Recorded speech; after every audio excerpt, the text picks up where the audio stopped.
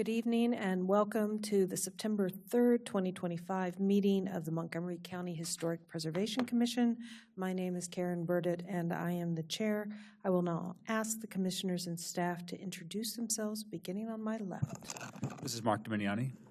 Jeffrey Haynes. Julie Pelletier. Michael Galway. This is Commissioner Doman. Dan Bruckert, Historic Preservation Staff. Devin Murtha, Historic Preservation Staff. Preservation Staff. Laura DiPasquale, Historic Preservation Staff. Thank you all. The first item on our agenda this evening are the historic area work permits. Have the work permits been duly advertised? Yes, Madam Chair. They were in the August 13th edition of the Washington Times. Thank you. If anyone is here to testify for any of the cases, please give a speaker form to the staff and they will let us know that you are here to address one of the cases. We are going to begin by expediting the cases we believe can be expedited based on the staff report. Is there anyone here to speak in opposition to the following? Case 1A at 7518 Carroll Avenue, Tacoma Park. Case 1B at 7420 Carroll Avenue, Tacoma Park. Case 1C at 3947 Washington Street, Kensington. Case 1E at 310 Tulip Avenue, Tacoma Park. Case 1H at 7204 Holly Avenue, Tacoma Park. Case 1I at 6951 Carroll Avenue, Tacoma Park. Case 1J at 7129 Maple Avenue, Tacoma Park. Case 1K at 7319 Willow Avenue, Tacoma Park. Case 1L at 3924 Washington Street, Kensington. Case 1M at 10304 Montgomery Avenue, Kensington. Case 10 at 11650 Snowden Farm Parkway in Germantown. And case 1Q at 7211 MacArthur Boulevard, Bethesda. Madam Chair, hearing no objections, I move that we approve the following historic area work permits in accordance with staff reports based upon the record before us, in consideration of the recommendations of the local advisory panel and including the conditions recommended by staff. Hop number 1123750 at 7518 Carroll Avenue, Tacoma Park. Hop number 1124800 at 7420 Carroll Avenue, Tacoma Park. Hop number 1124951 at 3947 Washington Street, Kensington. Hop number 1126876 at 310 Tulip Avenue, Tacoma Park. Hop number 1126843. Oh, excuse me, we're going to hear that one. Hop number 1128484 at 7204 Holly Avenue, Tacoma Park. Hop number 1063867 revision at 6951 Carroll Avenue, Tacoma Park. Hop number 1128802 at 7129 Maple Avenue, Tacoma Park. Hop number 1128193 at 7319 Willow Avenue, Tacoma Park. Hop number 1128890 at 3924 Washington Street, Kensington. Hop number 1060765 revision at 10304 Montgomery Avenue, Kensington. Hop number 1109684 at 11650 Snowden Farm Parkway, Germantown. 1126423 at 7211 MacArthur Boulevard, Bethesda. This is Commissioner Dominiani. I'll second. Thank you. Any discussions? All in favor, say aye. Aye. No nays, no abstentions. These hops are all approved. And this motion passes unanimously, so those cases, as I said, are all approved. If you have any questions, you can speak to staff during regular hours tomorrow. We appreciate your work to preserve your properties and especially in working with staff to submit easily approvable work permits. We will now be moving on to the hops that we're going to be discussing. Yes.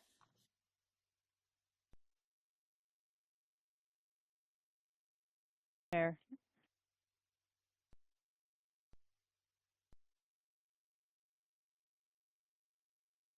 Before we do the other hops, we would like to, we have one of our other, were they actually on the consent agenda tonight? Okay.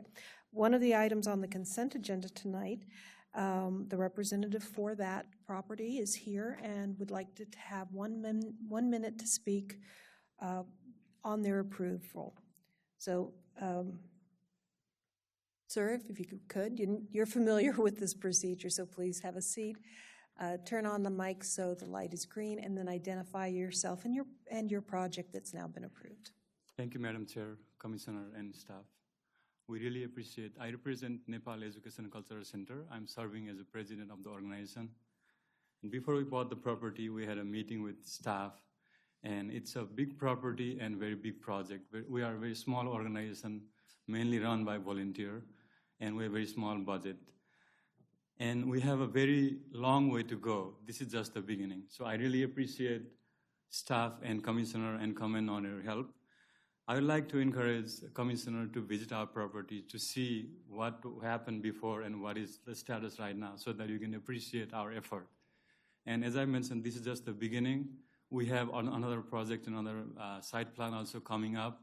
So we also highly request, strongly request and also encourage everybody to see where we're at and where we'll be heading so that we can continue the collaboration. And I appreciate your help and also wanted to emphasize that this is a big property, big project, and very long history. So we want to have a collaborative project rather than administrative and regulatory process on behalf of Historic Preservation Commission. So I really appreciate your help and thank you again. Well, thank you. As you said, this has been a collaboration over several years. And as he said, this is a very important project. It's the Nepalese Educational Cultural Center, and it's up county. And they've been very good to work for, very responsive to our request. And it's been a real delight, and we're happy to see their project really getting going. We've done several smaller projects with them on their property, and now they're really getting going on the big one. So it's going to be it's going to be very rewarding to see the work that comes forward or is going to get done in the next year or two. So congratulations. So. And Madam Chair, before we move on to hearings, I need to correct for the record that these were the hops. I incorrectly identified the date. They were advertised on the August 20th edition, not the August 13th. Okay, thank you very much. Okay, so we're going to move on to 2 hops that we're going to hear. The first one is item 1D at 7015 Eastern Avenue, Tacoma Park. Is there a staff report? Madam Chair, there is a staff report.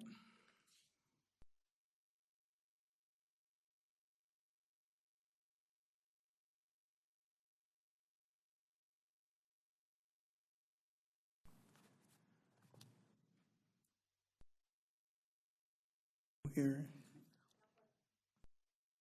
The staff will give their report first, and then you can speak and give, whatever you'd like to say, and then we'll start talking about it.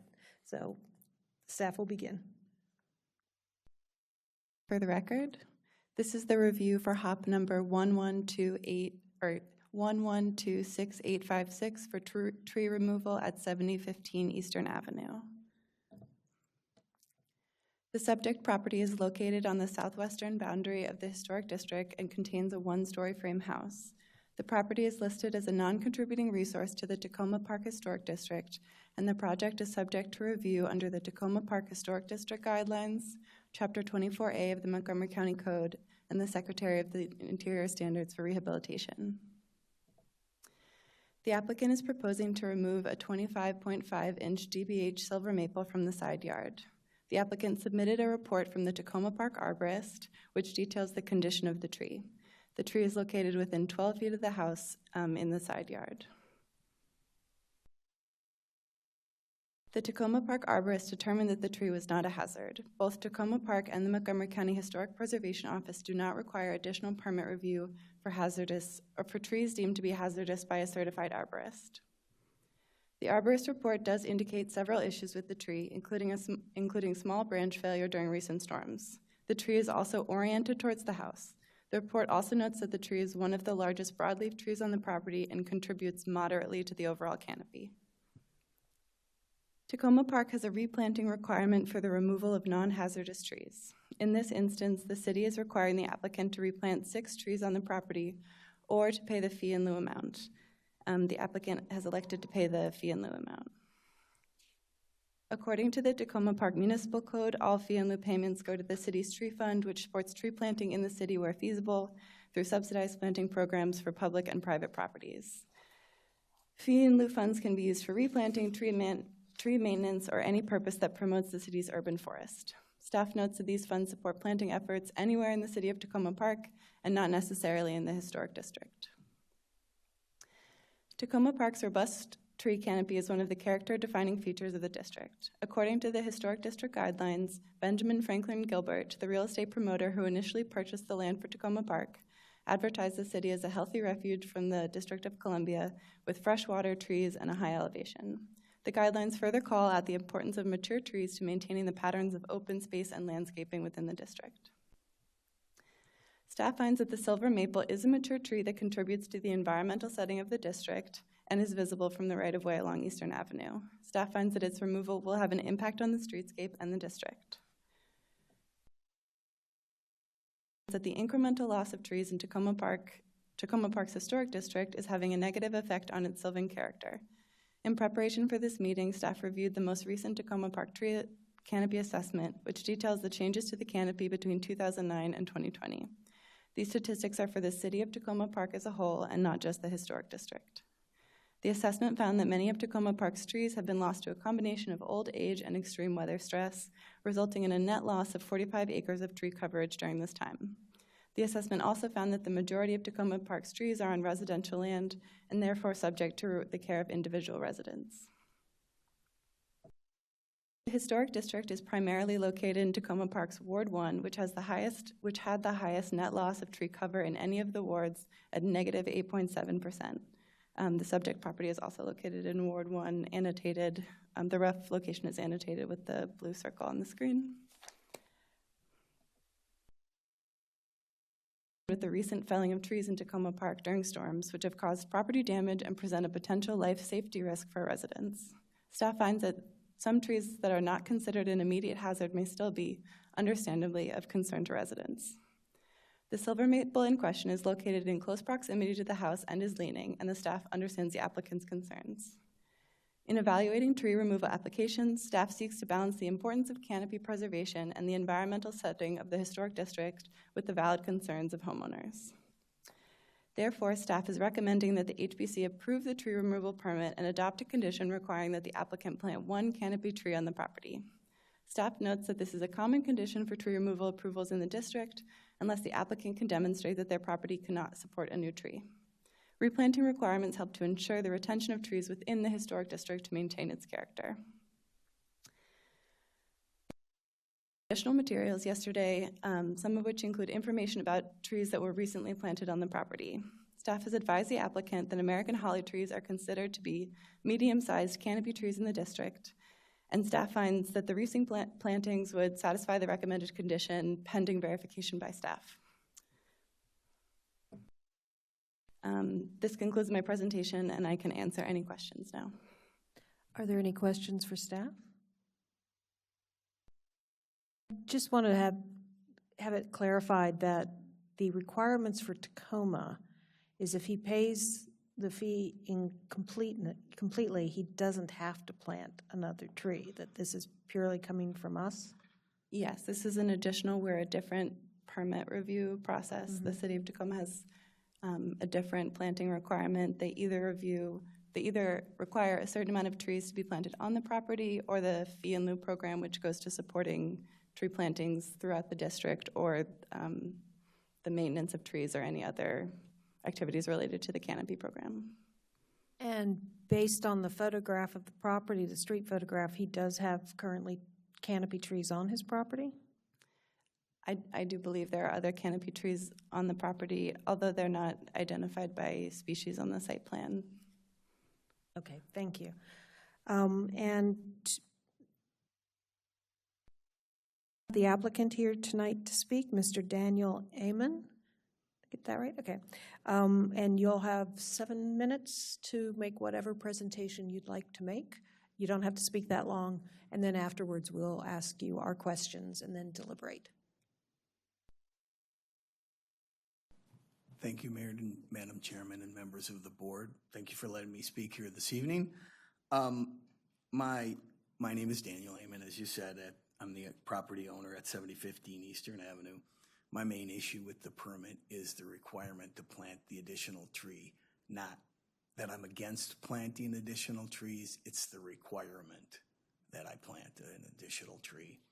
My issue with the tree in the first place, as you saw from the picture, and the picture I don't believe does it justice, is it's at a pretty acute angle right now towards the house, and it's right in the middle of our house. It's not like one edge or the other edge. We have another tree in our driveway that's at an angle, and my wife was concerned about that one also, but that would fall on our car.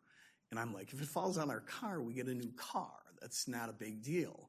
If it falls on our house, we have trouble, because then the house, it's right in the middle of our house, and it will destroy our house, right? So that's my major issue with the requirement. The property is a little over 6,000 square feet, a lot, which is approximately 1/8 of an acre.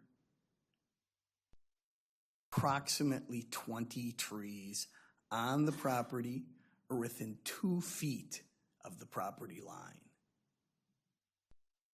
That's a lot of trees. And it's just that some of them in the front are canopy trees, some of them in the back are canopy trees, some on the sides. Over the past 4 or 5 years, we did plant, because our holly tree gave off treelets. And so what we did was we replanted those because they were going to die where they were. So we picked them, transplanted them. One of them has taken and is growing now. The other one died. And then we planted a new crepe myrtle. So I think we have a lot of trees. And the other thing was within the permit, it talked about planting a tree in the rear of the home. Well, there's a picture of the rear of our home. So you got a 6-foot deck, a patio, and an herb garden. Behind there that I didn't take a picture of, as you can see from the annotated map. There's like 5 big trees right there. So, I mean, I have a lot of trees, and I mean, my thing is, I'm not against planting trees. Like I said, we've planted them, and I said that to the staff, and I do appreciate their effort, and they've been nice to work with. I just don't like the requirement to have to plant a tree. I'm concerned about the safety of my house. I feel we've adequately compensated the canopy in Tacoma Park by submitting to the in lieu tree fund. They wanted, the in lieu was 6 1.5-inch trees. Well, there's no room in our yard to plant 6.5 trees. Again, you take 6,000 square feet, you take the house out of it, you take the other area out of it. There's no place to put them with all the other trees there. So we have some trees there. And so my ask of the board is to please and not require me to plant another tree. And that's, thank you for your consideration. That's my presentation. Thank you. Yeah, thank you. Are there any questions for the applicant? Commissioner Pelletier? Are there more photos of your yard? No, but there's some in the report, actually. If you look in I saw the one in the report. Okay. There's another one. There's the front shot of the report, and then there's 2 on the side on page 4.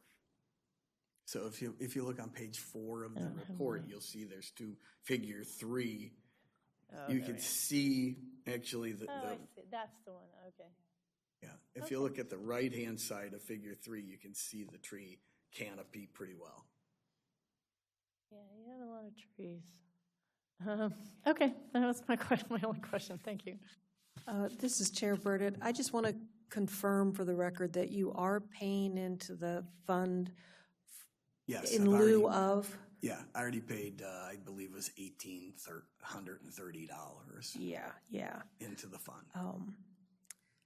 Any other questions? Commissioner Haynes?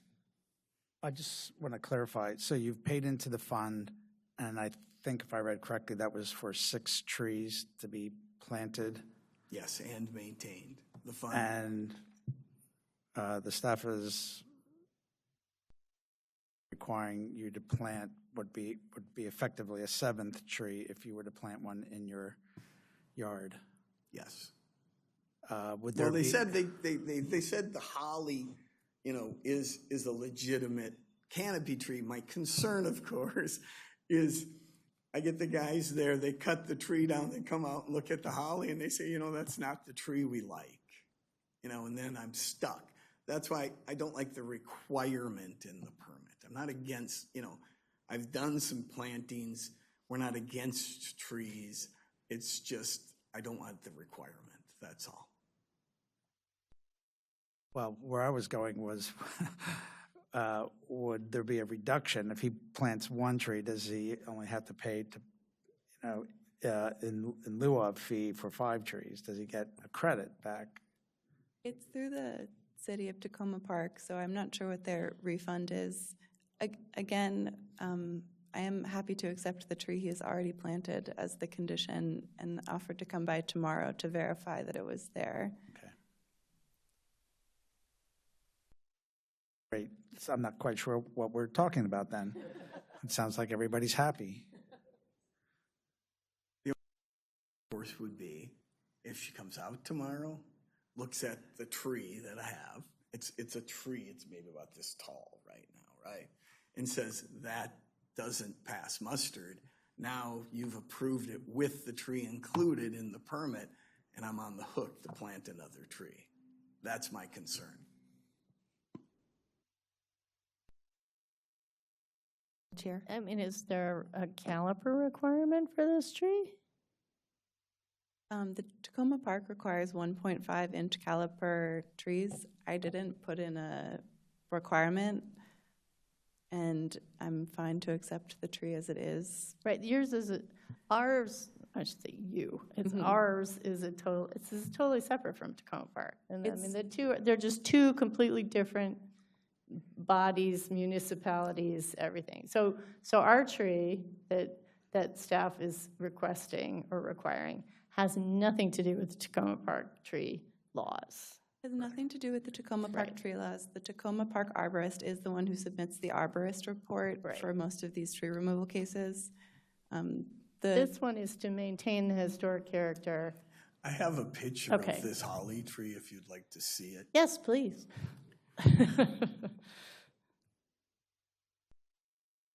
Because I don't think, I mean, my question relates to, we are not giving them a requirement of a size of tree. So if he's got a 5-foot-tall holly tree, it might grow into a bigger tree. I mean, we're not expecting him to plant a mighty oak in his yard. The spirit of the replanting condition is just that we maintain canopy coverage to some degree within the historic district and not just within the city of Tacoma Park. Okay.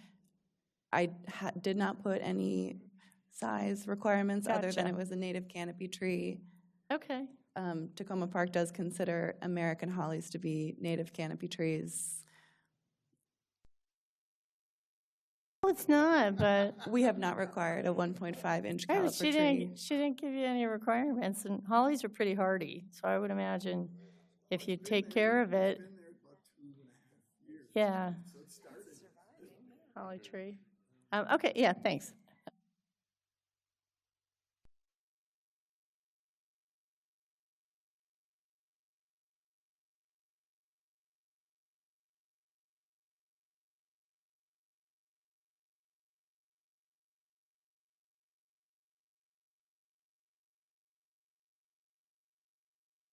You.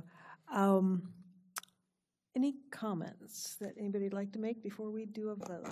This is Commissioner Dominiani. Go I would comment that upon evaluating the property too via sort of Google Maps and Street View and other stuff, I take the applicant's point that it is pretty densely canopied, and I appreciate the effort to maintain the sort of character-defining canopy of Tacoma Park, but this particular property appears to be pretty dense with leaf. So personally, I would find it to be all right to not include the requirement to replace that tree. Thank you. Thank you. Anybody else? If not, I'll close off these comments. I have to agree that while Tacoma Park their attempt to retain their canopy is a worthy cause, and they have lost a lot of trees in the last few years to storms. But one of the issues they've got is that their canopy was pretty mature, and not a lot of younger trees had been planted to come up. And that's part of their problem, is that you have to stagger the trees, their aging, so that they can come up. Otherwise, you get a full canopy and the younger trees can't get enough light to grow properly. I'm not an arborist. I just happen to like trees and have a small yard, and I couldn't even begin to get it. My yard is green and shaded as his is. So I would like a motion relating to the hop and the condition that has been applied by the staff. I'd be happy to make one. I move that the Historic Preservation Commission approve HOP number 1126856 at 7015 Eastern Avenue, Tacoma Park, based on the evidence that the applicant has planted one American holly and has provided photographic proof of that, and therefore has met the staff's requirement that one tree be planted on the property. Yeah, this is, Commissioner Doman, I'll second that. All in favor, say aye. Aye. Are there any nays or abstention? There are not.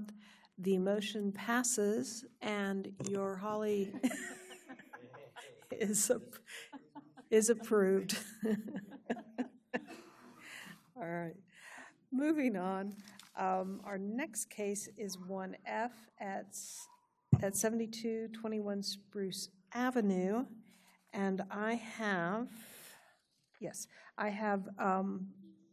see, I have Brian Spinoza and Jennifer Elraldi, but first, okay, but first we're going to get a staff report. I'm sorry. So if the staff would please first, thank you. This is Devin Murtha with the staff report.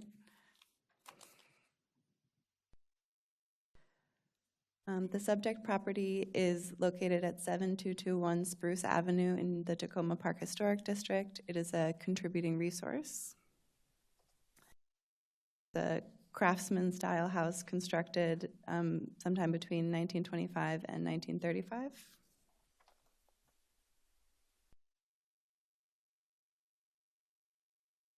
There's a side gabled roof augmented by a partial non-historic second-story addition. So this area here is not historic. Proposes to install 15 solar panels and 5 arrays on the subject property. The panels will be mounted to the asphalt shingle roof with snapback mounts. Here is an image of the overall proposed placement of the solar panels.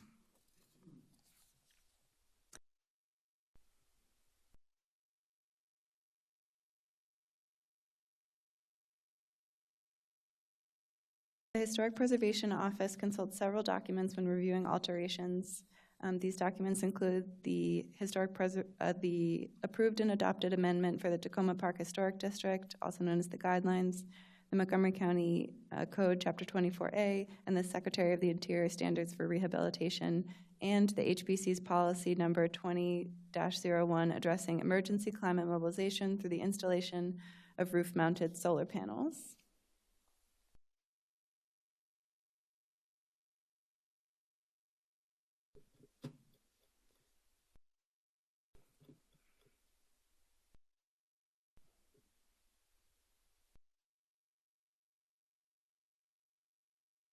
Supports the installation of the proposed solar panels and recommends approval, with the exception of the 3 solar panels located on the west main roof. Those are annotated with the yellow X's. Staff requested additional information in support of the location of these panels, but with the information that we have is recommending that they be relocated to a rear-facing slope. Staff evaluated the proposed placement of the solar panels on the subject property against the guidance provided by Historic Preservation Commission Policy Number 20-01 in determining the most appropriate placement for the panels. The guidelines outline several preferred locations, including an order of preference in ground-mounted arrays, on accessory structures, on non-historic building additions, and on the rear of the property. Due to the small lot size and tree coverage and lack of accessory structures, the primary and secondary preferred locations are not feasible options. 2 of the proposed arrays are located on the second-story roof of the house. Because it's not original, this is a tertiary preferred location as outlined in the policy.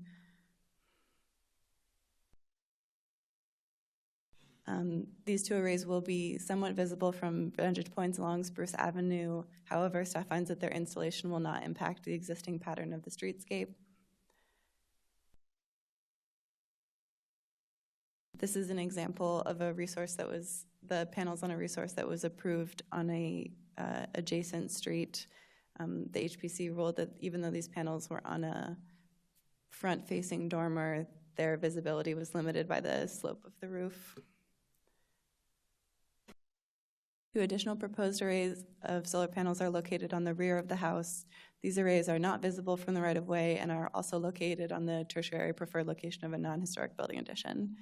Staff finds that the proposed placement of these 4 solar panels located on the roof of non-historic addition is generally consistent with the guidelines in Chapter 24A.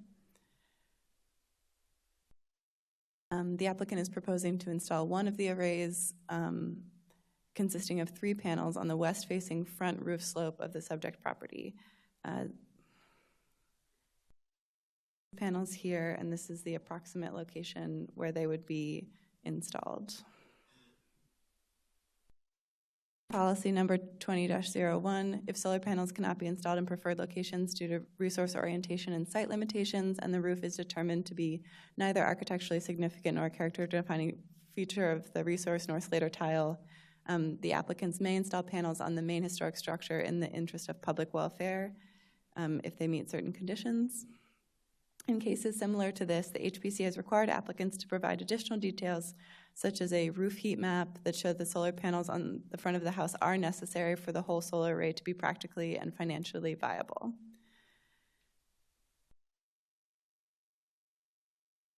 The applicant did submit a heat map and justification after the staff report was published, which is available here and I can share.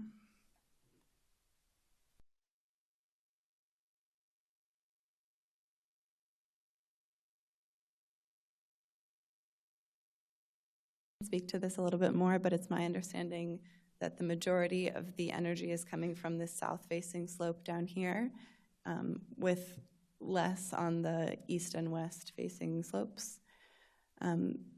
Staff's major question about the justification of the placement of the panels is whether or not the 3 or some of the 3 that are currently slated to be on the front roof can be relocated to this rear slope. Staff notes that there are 2 vents there and would like clarification on whether the vents can be moved and whether anything can be done to relocate some of the front-facing solar panels to the rear of the property, or to the rear of the house. Thanks for letting me speak. Oh. Sorry.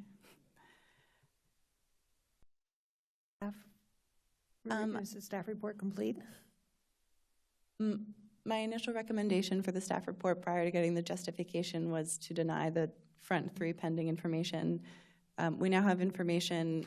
Staff would like additional clarification from the applicant on the feasibility of moving them to the back, but that does conclude the staff report.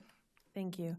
All right, so we'll move on to your testimony. Now you're both commenting for the applicant, correct? Yes. You're the applicant, right?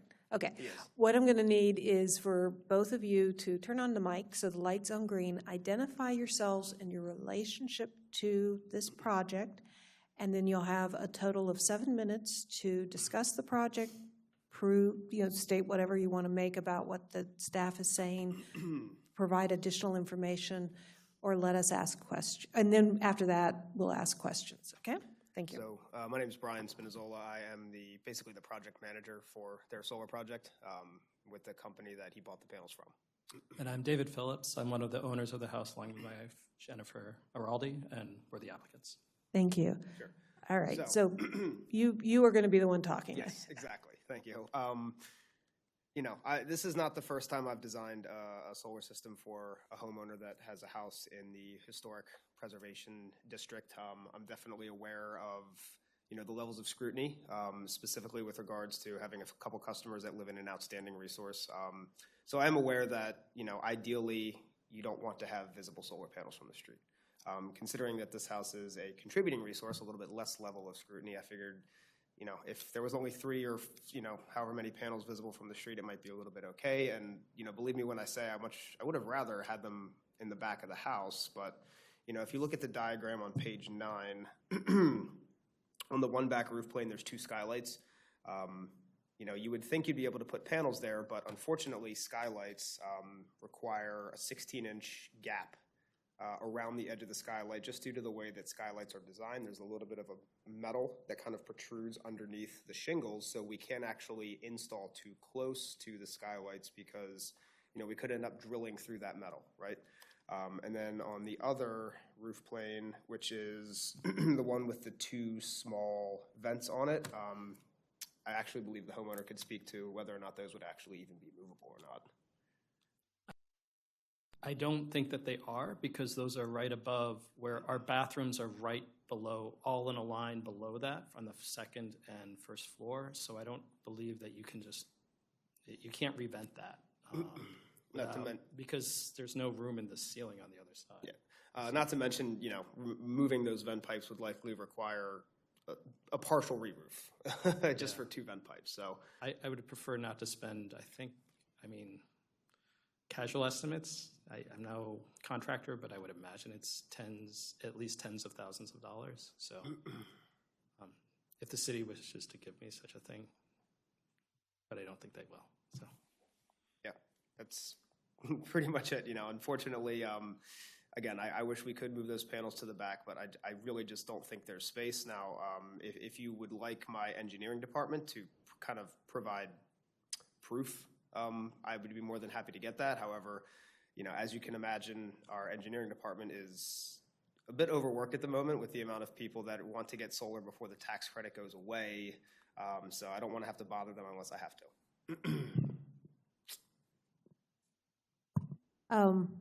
Are there, Commissioner Doman? Yeah, one of the requirements or things we looked at with other homeowners is what percentage, you have some target of amount of power that you can get out of this.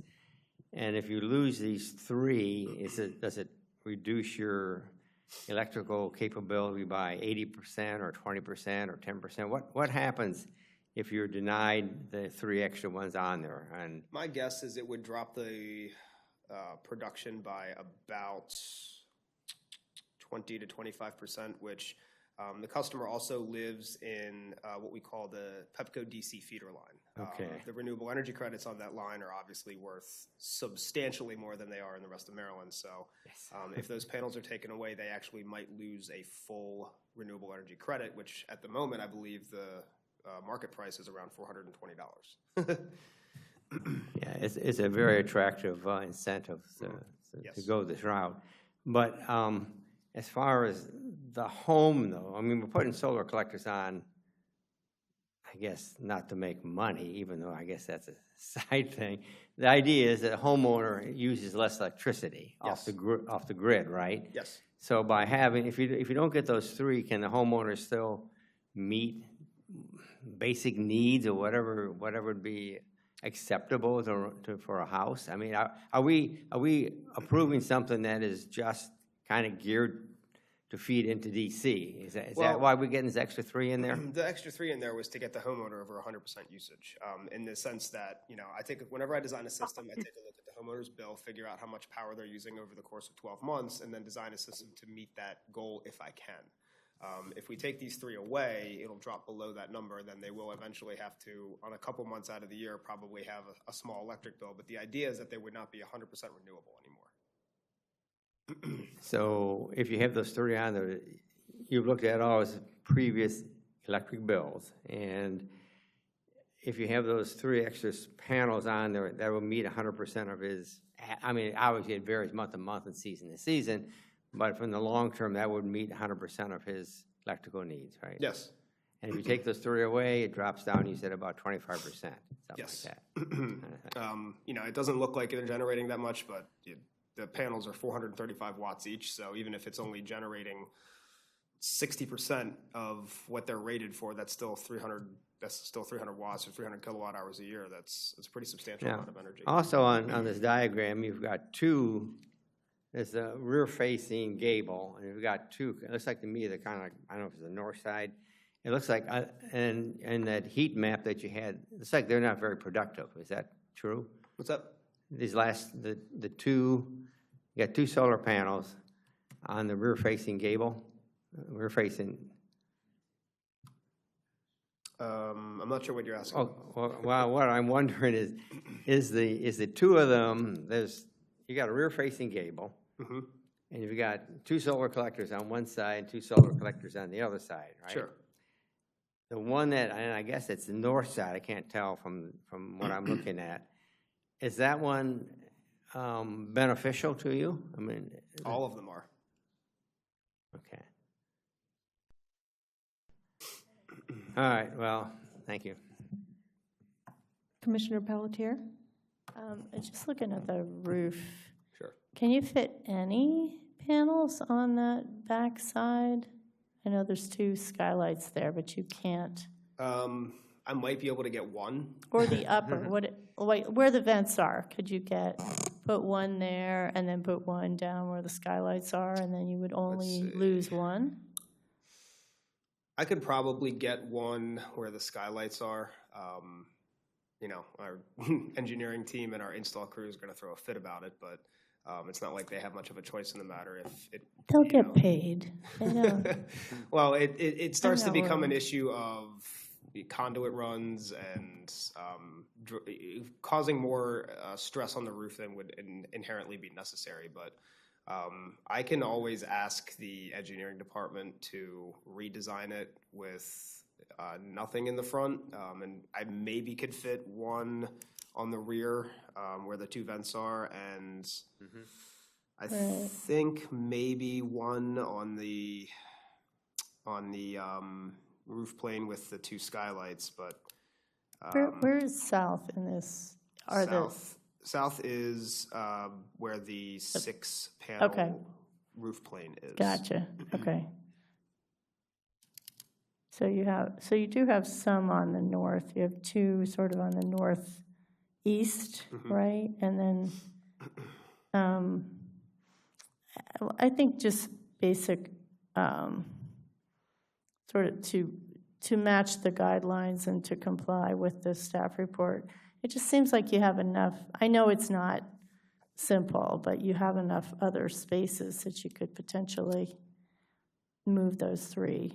And maybe you'd lose 1, but you could probably get, I don't know. I mean, I don't know if those vents are exactly where they are in real life, but it just seems like you could. Are they PVC vents, normal PVC vents? I believe they were just. They probably One of are them's if it's a quite new new. addition. So if they're normal PVC vents, we actually have a little tool called a solar roof jack where we can redirect the vent underneath the panel. I don't know if they are or not, but we might be able to get 2 back there and then 1 on the roof plane where the skylights are if we're able to redirect one of those vents. Now, I know we're not going to remove the vents, but we might be able to redirect them so we can fit solar panels. Madam Chair? Yeah. Madam Chair, I'm Yes. sorry. Yes. We're getting word from our tech team asking us to pause the meeting for just a moment because we've lost the live feed. Okay, so we will be pausing the meeting until tech says we're clear. So if everybody could just kind of relax for a minute. Thank you. Apologies.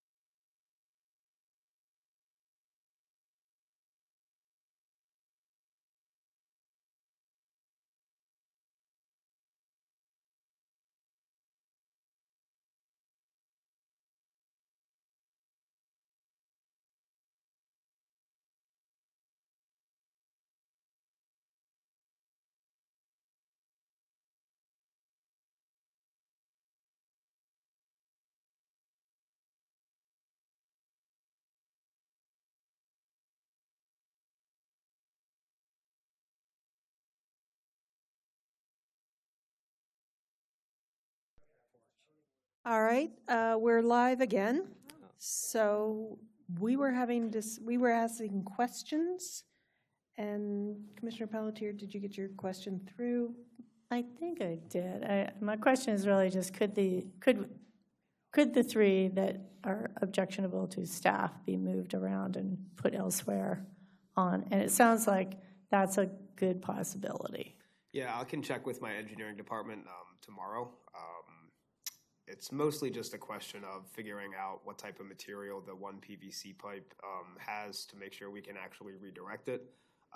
And then if we can, then we can put 2 panels on the back, and then that third panel can be moved. Can we see the roof, somewhere please? else. Sorry. No, I was. Okay. It might be a little bit more There we trouble than it's worth, but if it's doable, then. It's worth it to us. Yes, I no. At the Historic Preservation I Commission. understand. My question to you guys is if my engineering department says that it's not feasible, provide kind of proof showing that it's actually not feasible to move the 3 panels. Let's put that question off and let a few more questions from the commission get asked first, because it might. Commissioner Galway, you had a question. Yes, this is Commissioner Galway.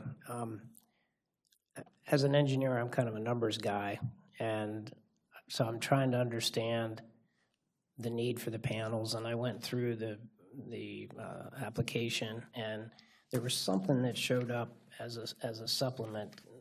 Can you put that up? Because in your testimony, you said that the number of panels that would be required to match, I guess, the kilowatt hours that were needed for the year. And if you removed the panel, those 3 panels, then you would be less than the annual usage of the house, of the home.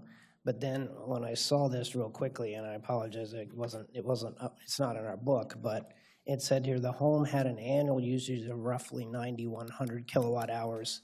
And the proposed system is estimated to be about 6,000 kilowatt hours. So, so that's not equal in my mind. So can you explain that? Were you looking at the last year's usage? Because we were actually not using the house last year when it was getting renovated.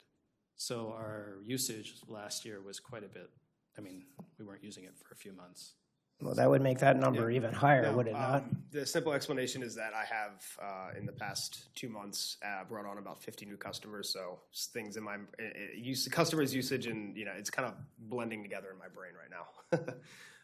I didn't have the numbers in front of me either. Generally speaking, I try to design systems that meet my customers' needs if possible. In this instance, because it was less, I was trying to just put as many panels on the roof as I can to account for as much production as I possibly could get, if that makes sense. That makes sense. So let me follow it up with another question then. Do you have any data or any numbers that would support the savings associated with the panel array that you have shown versus the panel array if we reduce 3 panels? To say that there's going to be a reduction, I get that, but I want to understand what are we talking about in terms of the difference between having what you're shown in your design versus having the 3 less panels. And again, this is going to be napkin math, but let's say the reduction in those 3 panels, we lose 900 kilowatt hours of power per year at current Pepco rates, which are around 22 cents. That's $198 the customer would have to pay, and then you would also lose about 1 of those renewable energy credits per year at $420 per renewable energy credit based on the current DC SREC prices. So that would represent a little over $600 in extra money that the customer either would have to pay towards Pepco or would lose out in renewable credits from selling them to back to the grid. If those 3 panels were relocated somewhere else, would the owner still benefit from that $420? Yes. Okay, so then it would be a net reduction over the course of a year of under $200. Sure. And again, Is that accurate? Say that one more time. To relocate those 3 panels elsewhere, accepting for a minute that the benefit from a KWH is less, you would still be entitled to the credits. Yes. So the only difference to the owner over the course of the year would be that less than $200. You said $198 a year. So if we were to remove or relocate those 3 panels, then the owner, it would cost the owner roughly on an average annual basis $200. Sure, yes. Okay, thank you. And just, for full clarity, when I was designing this project, really the only reason I put those 3 panels there is because I was not entirely sure they could fit anywhere else. If we can make it work, I'll move them. Understood, thanks.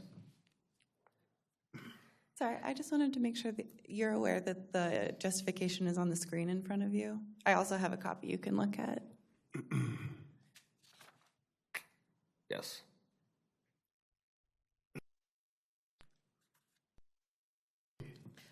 Commissioner Haynes, you had a comment? Well, Question? I didn't have that one. going back to the question of can we move the vents, and I'm wondering if only one of them needs to be moved in order to get at least 2 of the panels on the back side of that gable. Is there attic space above your bathrooms? Do you know? They're currently above our bathrooms. So there's attics not above the bathrooms. No, they're on the other side. And there's no other ceiling space that I'm aware of. So your bathrooms have a flat ceiling or an angled? They have an angled ceiling. Angled ceiling. Yeah. Ah.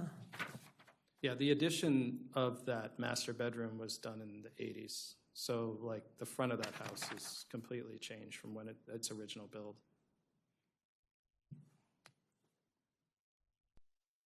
Any other questions? If not, oh, Commissioner Dominiani. This is Commissioner Dominiani. I crunched the numbers a little bit just based on the document in front of us. Its description of the different panels, the amount of kilowatt hours they would generate based on which sort of plane they were facing and stuff. And it would appear that by removing these 3, in question from the roof, that we would lose then about 978 kilowatt hours, according to this math. So it would bring the total output of the system down from 5,900, or nearly 6,000 to more like a bit over 5,000. So you'd bring it down by like 1/6 basically. So although it's 1/5 of the panels, you'd be losing just 1/6 of the production. I think that accounting for sort of them not being as efficient on that plane. So anyway, there's the numbers for you. Yeah. And yeah, I think that's the end of my comment. I would just note that those in my opinion, can I deliberate now?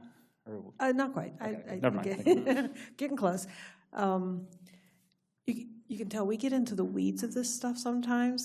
We have engineers and a lot of architects, and we know way more than the average person would or should or ever want to know. I have a question. There is a shed on the north side, a lean-to a one-story roof off the north side of the house. How I about believe that? that's the kitchen. That's the kitchen. I was going to say, if we had a shed, I'd really like to know, because Shed roof, I'd yeah. really like one. So. Shed roof, yeah. Does that get any sun during the day, since if the opposite end of the house is south, that would be north, but does it get? That actually has sun. Those have some sunlights too. Okay. So I'm not sure but I don't know, Brian. Okay. Better than I can. The shed, sorry, this is... It's a shed roof. Is it that? I think she means that. Yeah. That's Yeah, the kitchen, that little thing. which has 2 what kind of- skylights. I think it has 2 skylights. Okay. Is it, what kind of roof material is that? Is it the same? I believe that addition was done again in the 80s. I'm so sorry, I don't. Because it's on the northern part of the house and it's a little bit lower than the rest of the house, my guess is it would get shaded by the chimney and the house during the day, and also by the trees to the back right on the east side of it. I think ideally, based on what we're talking about here, I'm going to do my best to put the panels on the southeast facing part of the roof, on the highest part of the house, and then move the 3rd panel to another roof plane. I believe it's feasible. It's just a question of, can it fit where that one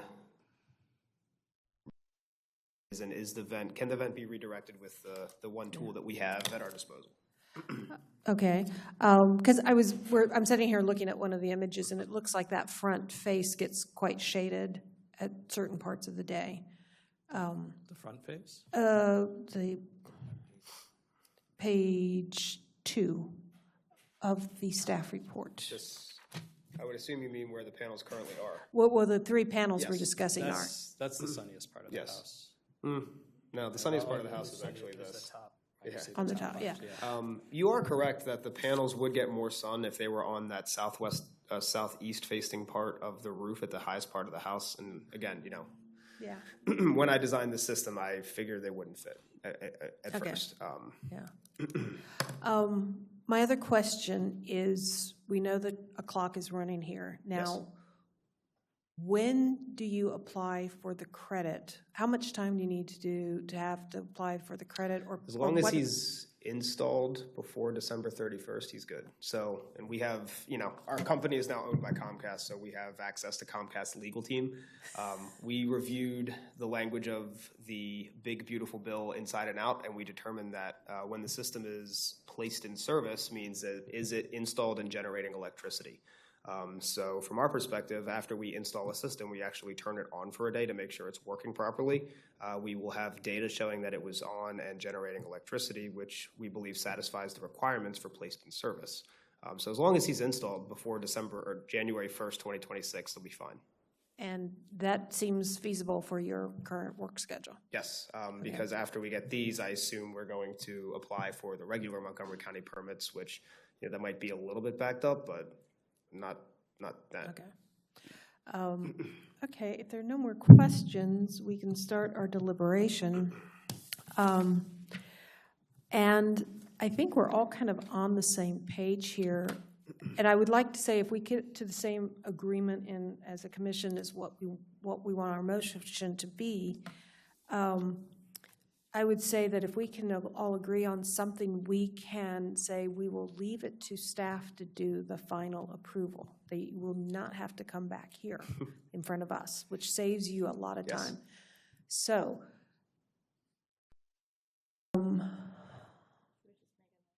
we could just make a motion, yeah, and anybody want to start with this? Okay, I make a motion that the well, where are we? Wait a minute. Look at the staff recommendation. Okay. Let's see, HOP number 1126876. No? Oh, sorry. HOP number 1126843 at 7221 Spruce Avenue. I make a motion that we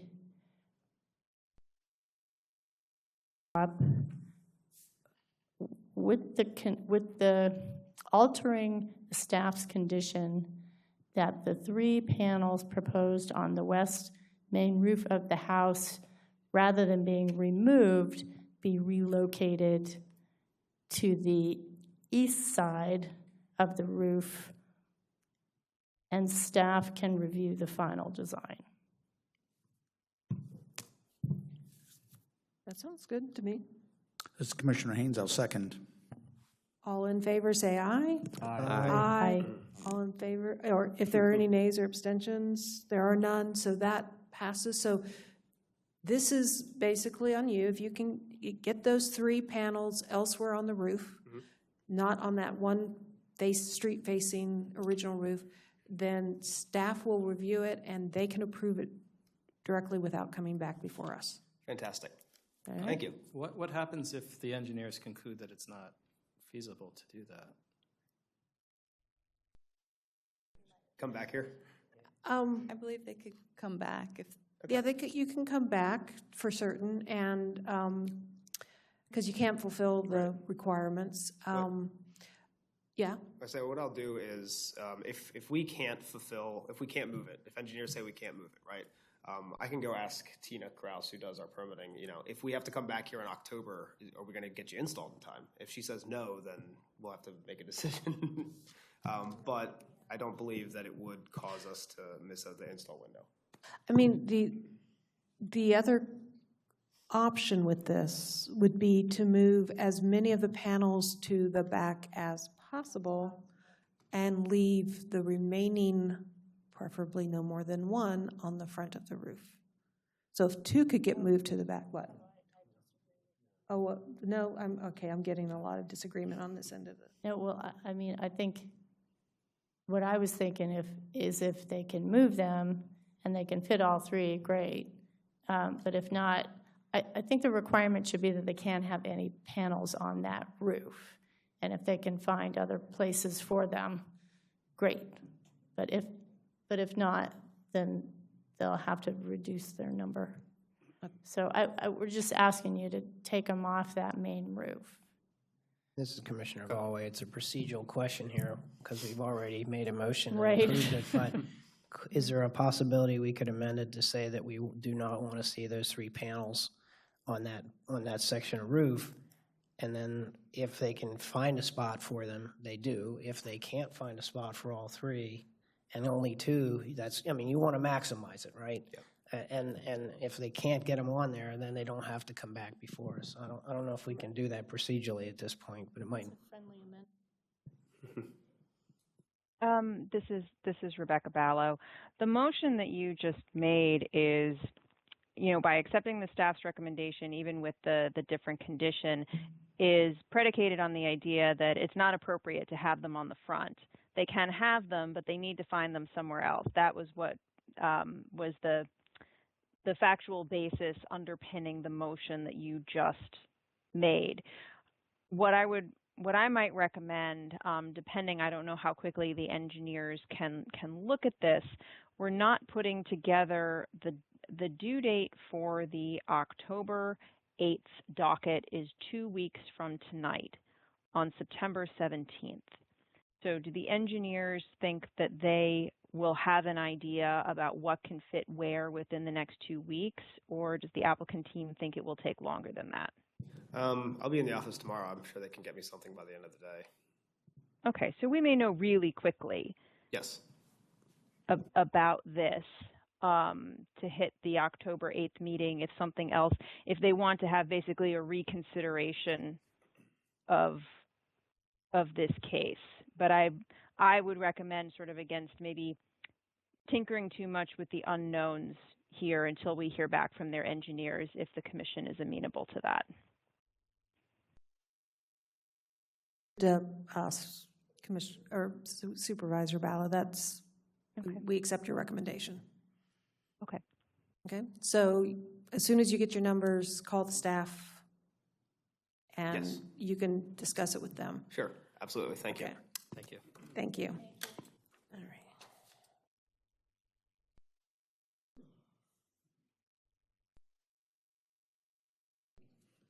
Moving on, we are moving on to our preliminaries. Okay. Okay, we're moving on to our preliminaries, and our first preliminary 2A is at 7314 Maple Avenue, Tacoma Park. Is there a staff report? Madam Chair, this is Laura DiPasquale with the staff for the record. And I believe Dan is pulling up the presentation. So this is a preliminary consultation for construction of an addition and retroactive tree removal at 7314 Maple Avenue. Okay, next slide. The property is listed as a contributing resource in the Tacoma Park Historic District and is subject to review under the Tacoma Park Historic District Design Guidelines, Chapter 24A, and the Secretary of the Interior Standards for Rehabilitation. The property features a 1921 Arts and Crafts 4-square main block and a 2-story rear addition approved by the HPC in 2015. So here's a few photos of existing conditions photographs to help orient you. Views from Maple Avenue, and next. Closer views of the front elevation and northeast side elevation. Next. Along the northeast side elevation where the historic main block meets the 2015 rear addition. And next.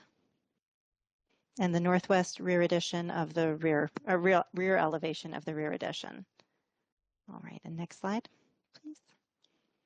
So for this application, the applicants propose to construct a one-story, 390 square foot gable roofed addition off the north rear corner of the house. The L-shaped addition would extend 6 feet into the side yard along the northeastern side of the property, run approximately 26 feet towards the rear before turning to run 18 feet 2 inches along the rear elevation of the existing house. The addition would be clad in 7-inch exposure smooth hardy plank fiber cement siding with painted wood corner and trim boards, and feature Marvin Ultimate aluminum exterior casement windows, Marvin Ultimate wood double hung windows and French doors, and new composite decks, stairs, and railings. The applicants also seek retroactive approval for the removal of a 47.8-inch diameter southern red oak removed from the back right corner of the house in 2025 without a historic area work permit. All right, next slide, please. Staff generally supports the construction of a one-story addition at the rear of the subject property, but seeks HPC feedback on the appropriateness of the projection of the addition into the side yard. Staff notes that the proposed addition primarily alters a non-historic 2-story rear addition and porch approved by the HPC in 2015. Next. The proposed one-story addition is located primarily at the rear of the structure and will not be visible from the south, but that the proposed extension approximately 6 feet into the side yard beyond the northeastern wall plane will be visible from the public right-of-way. A small porch and stair landing leading to a new entrance and the street-facing elevation of the addition and the associated stair to grade would project along the northeastern side elevation of the historic main block, partially obscuring but not removing any historic fabric. Staff finds that the Tacoma Park guidelines state that major additions should, where feasible, be placed to the rear of existing structures so they are less visible from the public right-of-way, but do not preclude side additions, noting even that additions and alterations to the first floor at the front of a structure are discouraged but not automatically prohibited.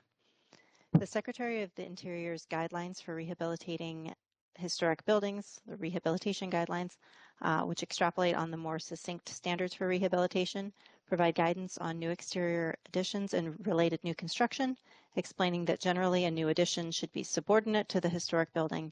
A new addition should be compatible but differentiated enough so that it is not confused as historic or original to the building. These guidelines also feature 2 charts on recommended and not recommended practices as they relate to new exterior additions to historic buildings and related new construction, seen here on the right. Staff finds that the proposed addition meets most but not all of the recommendations for appropriate additions laid out in the rehabilitation guidelines. The addition would be located on a secondary elevation and at 1 story would be limited in size and scale in relationship to the historic building. Attaching primarily to the non-historic rear addition constructed in 2015, the proposed addition results in the least possible loss of historic materials and only obscures a small portion of the side wall of the historic main block. Staff generally finds that the design of the proposed addition is compatible with the historic building in terms of height, scale, massing, materials, fenestration alignment and rhythm, and relationships of solids to voids. Staff finds that the proposed 7-inch exposure smooth hardy plank siding, simulated divided light, clad wood Marvin windows, and asphalt shingle roof are compatible with the historic structure and surrounding streetscape, as well as with the HPC's 2015 approval for the siding installation on the main block and new addition, and are consistent with the guidelines and Chapter 24A8B2. Staff notes that the proposed composite deck, stair, and railing materials are not specified in this application, but should comply with Policy 2401. Staff does not find, however, that the proposed eave overhang, or does find, however, that the eave overhang is out of scale with the proposed addition and should be reduced. Staff finds that the addition should read as secondary to the main block and not try to replicate the overhanging eave depth of the main block, which has a different pitch and massing and should be differentiated from the old per standard 9. So the larger question for the HPC is regarding the appropriateness of the addition projecting beyond the wall plane of the historic house and eliminating the recess of the 2015 addition at the first floor. Staff finds that on one hand, whereas a 2-story addition projecting into the side yard would likely read as overwhelming to the historic building, The smaller scale of the one-story projection still reads as subordinate to the historic building. On the other hand, the proposed addition eliminates the purposeful 6-inch recess between the main block and 2015 addition at the first floor, and the change in wall planes between the old and new. The rehabilitation guidelines recommend additions incorporate simple recessed small scale hyphens or connections to physically and visually separate the addition from the historic building, and to distinguish the addition from the original building by setting it back from the wall plane of the historic building. Staff finds that should the HPC determine that the projection of the one-story addition beyond the side wall plane is appropriate, the addition should be shifted back behind the return of the historic main block so that it does not intersect with the side wall plane of the historic house, and the full height of the existing trim board between the historic main block and addition remains visible. All right, next slide, please. The tree removal. The application also includes photographs of a large oak tree with a note that this tree was removed under a permit number, which is a City of Tacoma Park permit number. Staff determined that the tree was removed without a HOP and that the applicants must receive retroactive approval for the removal. Correspondence between the owner and the Tacoma Park arborist identify the tree as a 47.8-inch DBH Southern Red Oak. The arborist did not identify the tree as dead or hazardous and required the applicants to plant 10 trees or pay a fee in lieu of replacement. The applicants opted for the latter and did not seek a HOP before the removal. Okay, next slide, please. Staff notes that although the tree was shown on the 2015 site plan for construction of the rear addition, seen here on the right, it appears to have actually been much closer to the approved addition just off the eave line of the rear north corner. As you can see there. Next slide. I have a few more photos of the tree. And here we can see the tree before and after removal. So per the guidelines, the Tacoma Parks residential area is characterized by generous lawns shaded by mature trees. And staff finds that while the large oak contributed to that overall canopy, presently there remains sufficient tree canopy provided by the large trees in the front of the yard and other mature trees on adjacent properties. But however, staff notes that it takes decades for trees to reach their full mature height, and that the continued removal of large trees in Tacoma Park will eventually degrade the character of the district. As such, staff recommends that at least one new oak tree be planted in the rear yard of the property at an appropriate distance from the house and existing trees. Next slide, please. So for this preliminary consultation review, staff requests feedback on the appropriateness of the location, scale, and massing of the proposed addition, the appropriateness of the proposed design, appropriateness of the materials, and any recommended remediation or mitigation efforts for the tree removal, and any other comments you have. Next slide. For a HOP review, staff recommends that existing conditions elevations drawings be submitted, a full elevation detail of the proposed addition unobscured by the existing chimney that's shown in the elevation, complete material specifications including of the proposed composite porch decking, stair, and railings, and a tree survey showing the location of existing trees on the property and in proximity to the property line, plus the location of a new oak tree to be planted to replace the tree removed without a HOP. And happy to answer any questions you might have. Are there any questions for staff? Commissioner Galway? Yeah, this is Commissioner Galway.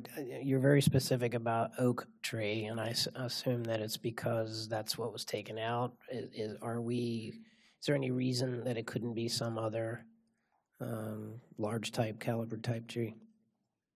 No, it certainly could be.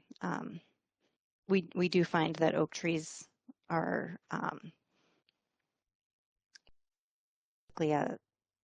a native and appropriate tree, but it could certainly be another species as well. Okay, thanks. Commissioner Doman?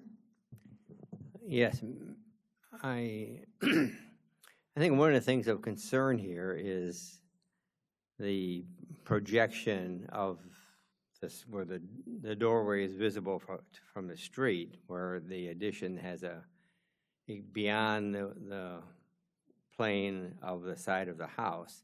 And maybe it was in this report, but have you seen, or do you have photographs, or have you studied other homes in, this is Tacoma Park, that have actually done this, put an addition on that extends beyond the plane of the house?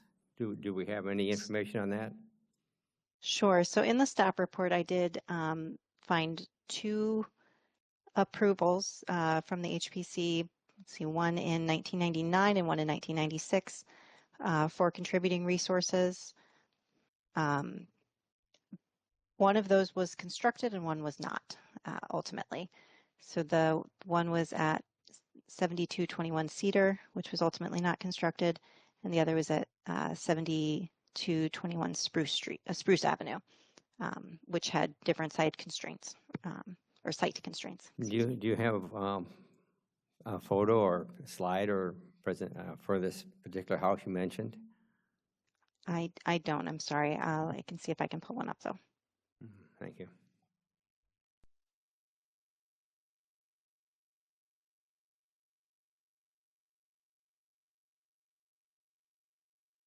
We're waiting. Are there any other questions for staff?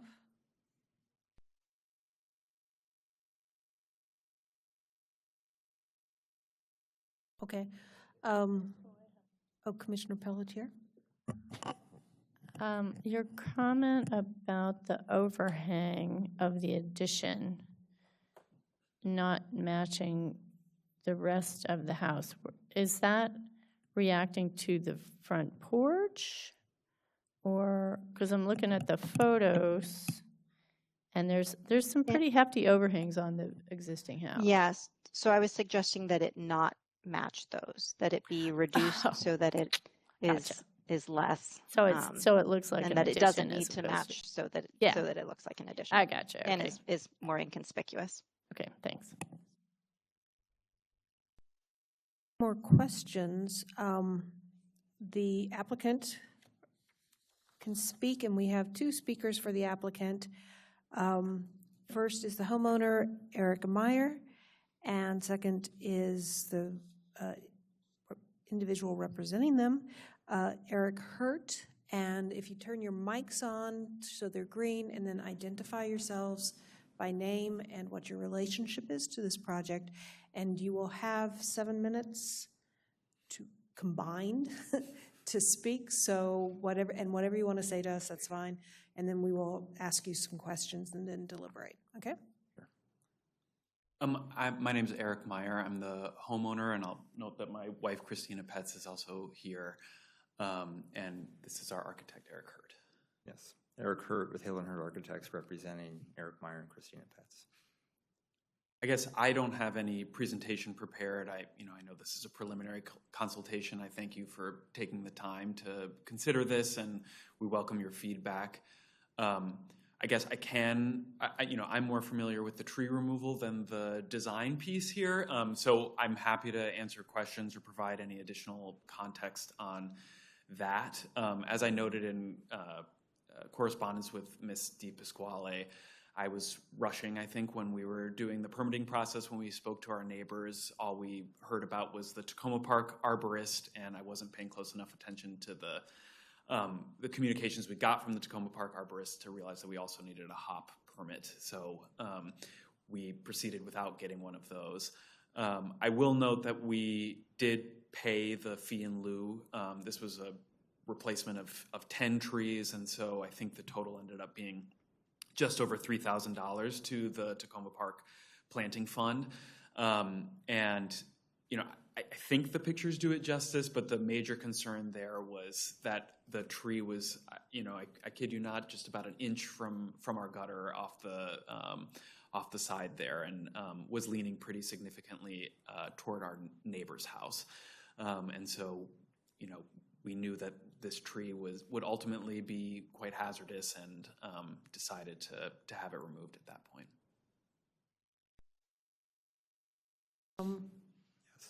And in terms of the architecture, just to speak to that briefly, having read the staff report, I think that reducing the overhang of the eaves and pushing the front plane of the addition back to just behind the recess, I think is a pretty minor change, and really I don't find that to be problematic at all.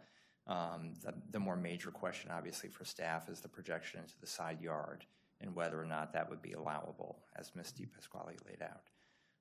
And then the other question, I think, related to both of those would just simply be with the eave overhang as it projects forward of the front plane of the proposed addition, even if the addition were pushed back to just behind that recess without completely eliminating the overhang and losing any sort of protection for the door, we would still then lose the completeness of the vertical trim board, which was one of the pieces that she noted in her presentation.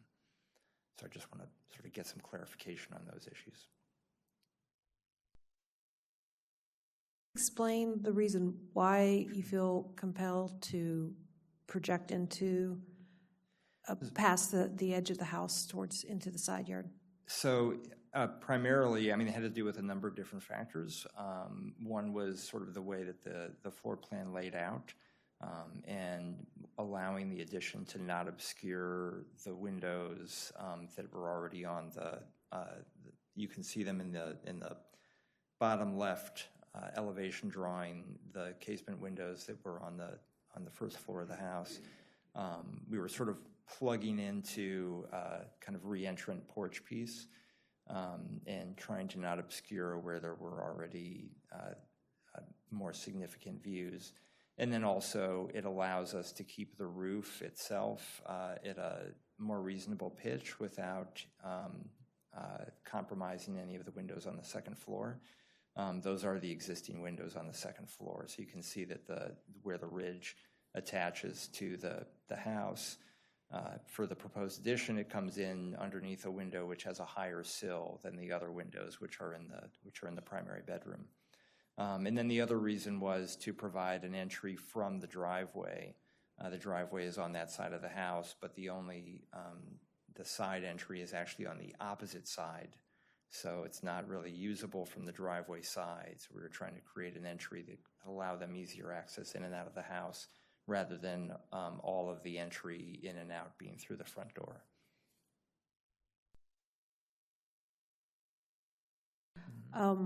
If that's all you guys want to say, then we'll start asking questions. Any questions? Commissioner Pelletier, no, go right ahead. My only question is, why does it have to stick out so much into the side yard? Like, why does it have to be 6 feet? Could it be less? Could it be a couple feet less? Because it's really an entry and a closet. It's an entry and closet, that's right. So if you could shave, and you have 2 feet, looks like you have about 2 feet between one side of the stair and the house. Right. And we were trying to keep the stair from being, right up against the house. So we were trying to give a little bit of breathing space. Yeah. We could certainly, I think we could shave it down without there to be enough of an entry, coming in and out. Right. So. But you do have a side light. Mm-hmm. Right. Make it sound like the side light is like some luxury. But I mean, in the interest of, because that's really, I think that's the thing about the design. So I was just curious if you would be amenable. It's going to screw up your back elevation. You have to resize all your windows. But I think just minimizing that extension into the side yard, I think, would help. But I'm just wondering if you're amenable to that change. I think we're amenable to just listening to what the staff has, or to what the board has to suggest, and how we might be able to work that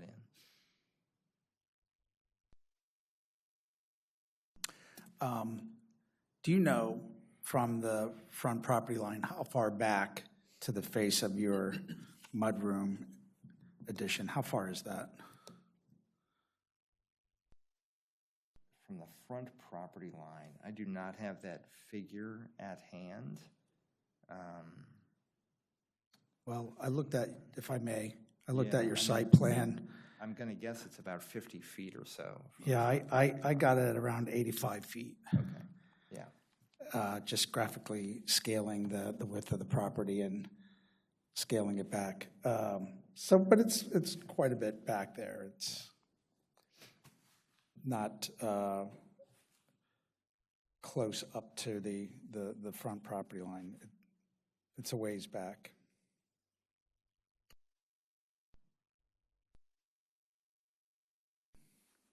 This is Chair Burdett. So you have a large living room and a large kitchen, great room. What is this addition going to be? It's sort of a combined dining room and play area for our just turned 1-year-old son, because we've found that his toys have sort of taken over the one living space we have in the front of the house. And while we really enjoy the sort of open space that the kitchen combined dining room is, the way that it's laid out doesn't really lend itself to use as sort of like a traditional entertaining dining space. It ends up just being sort of like, there's not a good place for a table in there. And so what we wanted to do was create a separate space that could be more dedicated to dining and entertaining. And this project sort of started out as perhaps we would do a screened-in porch or some way to sort of enjoy the outside without getting eaten up by mosquitoes. And as we spoke with our architects, we realized that we could create sort of a really beautiful space surrounded by windows and get that same feeling while increasing the sort of livable and usable space. I have another question for Mr. Hurt. Yes.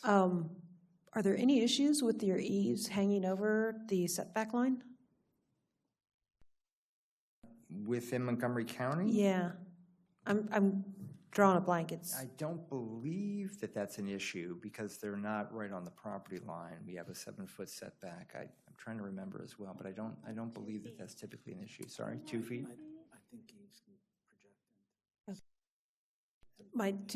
The two other architects here are telling me it's okay. Yeah. But you might just want to double check that. Yeah, I didn't think that was an issue in Montgomery County. Yeah. Any other questions? Commissioner Galway. Yeah, this is Commissioner Galway, real quick.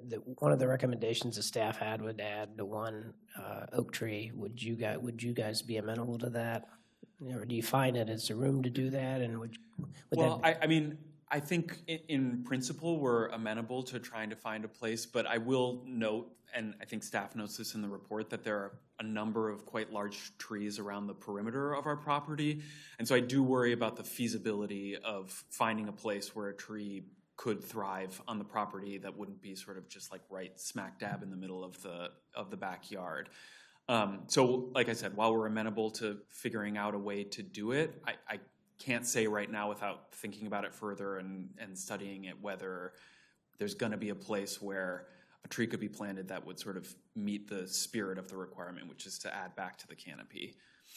Fair enough, thanks. Are there any more questions? If not, we will begin our deliberations. Would anybody like to start? Commissioner Haynes. Commissioner Haynes, thank you. I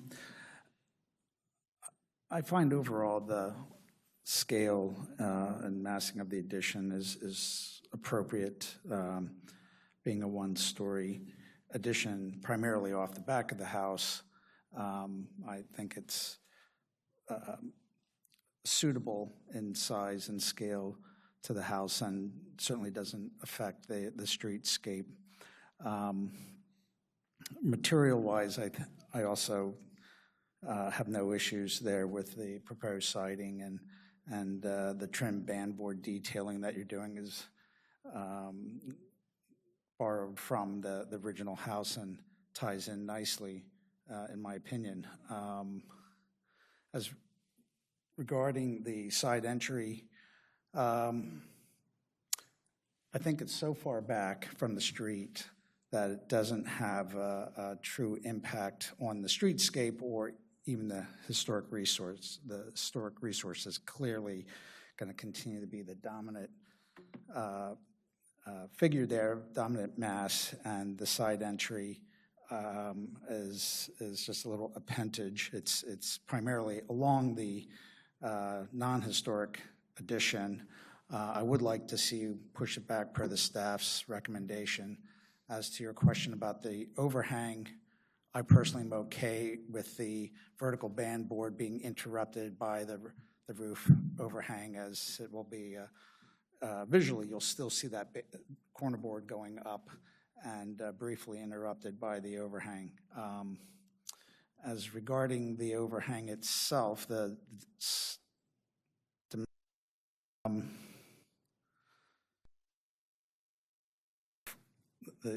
roof pitch is taken from the front porch pitch?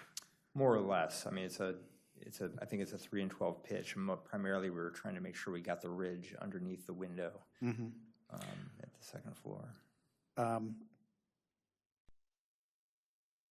Look at it, see if you can bring it in some dimension. I know that you're looking at the rear facade, that you've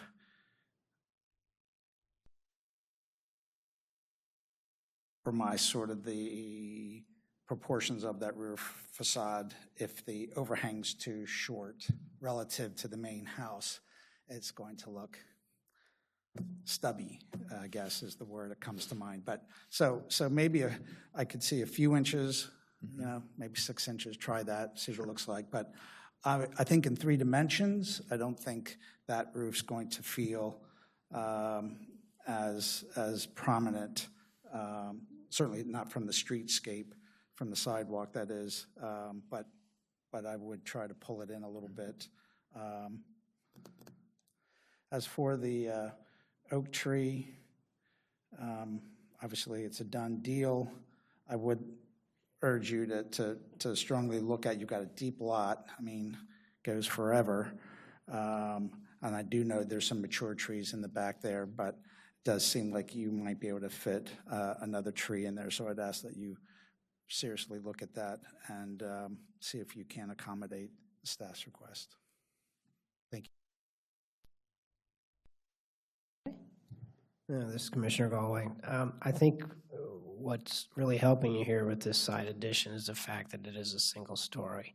We see so many that, you know, are trying to be as high as the rest of the home, and it really, you start to look at it, and the massing is just too large. So the fact that this is a single story addition, it really reduces the mass of that projection. And so I think that I could ultimately certainly support it. I do like the idea of pulling it back behind the existing, and I think, like the other commissioner said, I'd be fine with the roof overhang intersecting the existing material, so that would be all right. I think if there's one thing that I just can't quite figure out is it looks like that roof is just overhanging so far because of your pitch. It's just going out, like going out and going out and going out, and I don't know if there's something you could do there to sort of, I mean, I know why you're doing it, to try to match the pitch and the thought of the front porch. I'm not sure you need to do that, because it could be nice and be appropriate and still be a little bit different, because it is different. It's an addition to the home. Regarding the tree, yeah, it's gone. You can't glue it back. You know, you can't put it back. But I think you could. It'd be a wonderful gesture, and I think I could support if you could find a spot for one to put something back in its place, you know, and memorialize the large tree that, you know, it was there for 100 years or whatever. So materials, I'm fine. This, as I mentioned, the scale and the massing, I think I'm good with. So I think that's all my questions, all my comments. Thanks. Great, thank you. Commissioner Doman? This is Commissioner Doman. Yeah, I have not too much more to add. I agree with 2 commissioners that have spoken so far. When the stairs come down, this is from the addition that projects out from the house in the rear, what do you end up at? Is it a gravel? Are you putting hardscape in? You're going to put a concrete walkway in? What happens at the end of your staircase right there? Is this, do you mean in the backyard or into the driveway? Well, it's coming towards the street, so it'd be going into the driveway, right? Yeah, exactly. Is the driveway, are you gonna dig that out and put pavers in there or something, or as a landing? What do you envision for you're gonna have a little walkway, you're gonna be using it, I guess, Yeah. quite a bit, right? Yeah. I guess I hadn't considered it. I don't know if you have. It's currently gravel. Yeah. It's not a finished driveway. So I think sort of down the road, you had talked about some cobbles or some kind of a stone, not a concrete or asphalted driveway, but something a little more natural. Okay, and right now, there's no garage on this property, is that, so you just pull in, and this makes your entry into the house a lot more convenient by having an entry on this side of the house, because that's where your driveway is, correct? That's correct. All right, now, like I said, I agree with the other commissioners that have spoken. I have no problem with the size of the massing. I haven't been by the house yet, so I'm curious on how this will look. So between now, this is preliminary, and you're going to come back for a hop. I will take it upon myself to drive by and vision a 6-foot thing sticking out the side and see how far back you are and take a look at it, because right now I'm looking at drawings, and I would actually like to see and be able to comment more intelligently on what you're proposing. So, but other than that, I'm happy with things so far. Comments? Yeah, Commissioner Dominiani? Yeah, just nothing much further to add on top of what the other commissioners have said. To build off what Commissioner Doman said, sometimes we benefit from seeing like a streetscape study to understand how wide an addition may look in proportion to sort of the neighboring buildings, especially in a historic district like that. It could be something to consider to strengthen the application when you come back for the hop. Helps us visualize it. We're going to go check it out, but sometimes we like seeing it drawn up as well. The last thing I would point out, just with regards to the tree, like we do like to see some succession planning too, right? Like it does take a long time for these trees to grow. Eventually, some of these other big ones are going to lose big limbs. It's the reality of the storms, and I think having a small one on site to be able to fill that gap eventually is going to be nice. Nothing further to add. To just in general agreement with the commissioners, and I could find when you come back for a hop, I think an addition like this that could support an application very easily. Thank you. If that's it, I'll close out the comments. I'm usually a stickler for, like keep it back behind and all this, but I did walk past your house. I live not too far away, so on a Sunday walk, I walked past. And I agree with the previous commissioners that at 1 story, it really, and with the slope up, it's not going to be it's going to look like it's a little, foyer off of the building, a little entry. And I think the glassiness of it from the back view, not that anybody else is ever going to see it except you and your guest, I think that really helps it look more transparent and more in keeping with the kind of enclosed porch look. So I don't really have a problem with this. I agree with the other commissioners' comments and staff's comments. And it's interesting, we have another preliminary right after this, and it involves a house down, further down in Tacoma, and it had 2 photographs in the staff report, and one was from like 1984, and one is current. The 1984, there's no trees around it. The one now, it's completely covered, completely overgrown. So as Commissioner Haynes says, you need a succession plan. So I would recommend you plant a tree big enough that can withstand your son, but keep in mind that when he's 18 and heading off to college, that tree's going to be really big. So consider that, and if it's the same species or if it's another canopy tree, there are a lot of options in the Tacoma Park Arborist list. Consider it and put it back far away from the house, because everybody's having problems with their trees coming down on them lately. And it comes from trees being planted in bad locations or too close to each other or too close to houses, and you've got a nice deep yard. So I think you've heard our comments. Oh, Commissioner Pelletier has one final comment. I just have a comment. I meant to say this before, but the composite railing and decking on the porch that faces the driveway, that sort of bothering me. Like, I wouldn't have a problem with the back one that doesn't show, but I think the one that's by the driveway that you're going to be able to see somewhat from the street, I would like to see that one out of wood. I don't know how everybody else feels. But the decking, I could live with something composite, but the railing, the composite railings just don't really cut it, especially on such a nice house like this one. So that would be my suggestion. That's it. The rest of it, I think it's really cute addition, and I think it'll be a nice, it's a nice addition to your house. I don't have a problem with anything else. The tree, my around the corner neighbors had a tree about this size that leaned into into the house, and one day, not even in a storm, it just fell on the house. So it does happen. So I don't have a problem with the tree, but yeah, please plant a tree maybe way in your backyard. So anyway, thank you. Actually, Commissioner Pelletier brought up an interesting point about porch construction and materials that are allowed. And there are restrictions, and we have gone through so many reviews and iterations of a new procedure for evaluating new composites and materials, and staff can give you a list of what is acceptable, right, as well as probably a list of upcoming or new materials that have been developed, and wood-based products that have been developed that would probably be approvable. And you might just look at them and see what you've got, what's available now, because it's not just that stuff from 30 years ago. Yeah, it's not Trex anymore. There's a lot more options out there.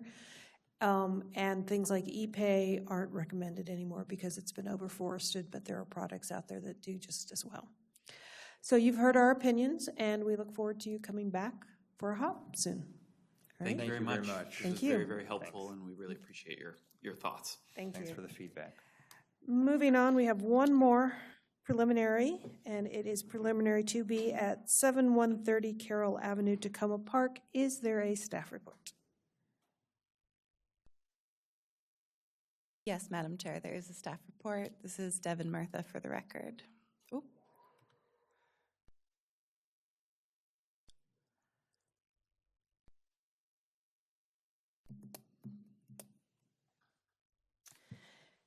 This is a preliminary consultation for HOP number 1115772 for window replacement and retroactive removal of awnings at 7130 Carroll Avenue.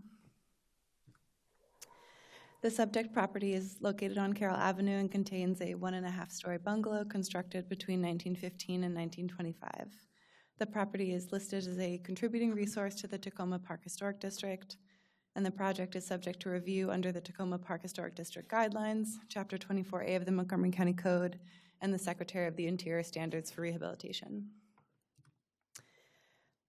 Here are a few historic real estate and fire insurance maps showing the historic resource in 1935, and then again in a revised Sanborn from 1963.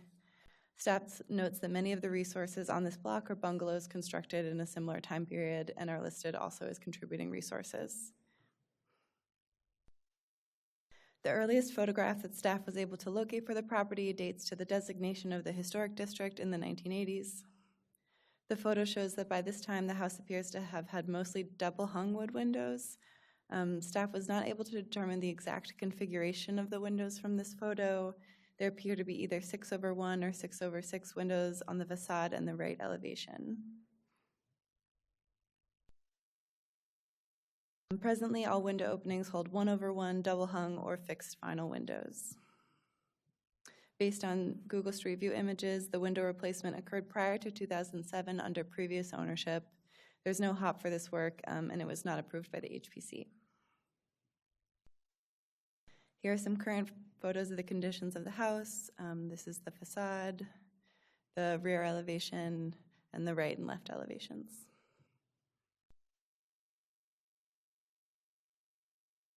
Exterior wood trim is capped with vinyl. At the request of staff, the applicant removed the vinyl capping surrounding several windows in order to document the conditions.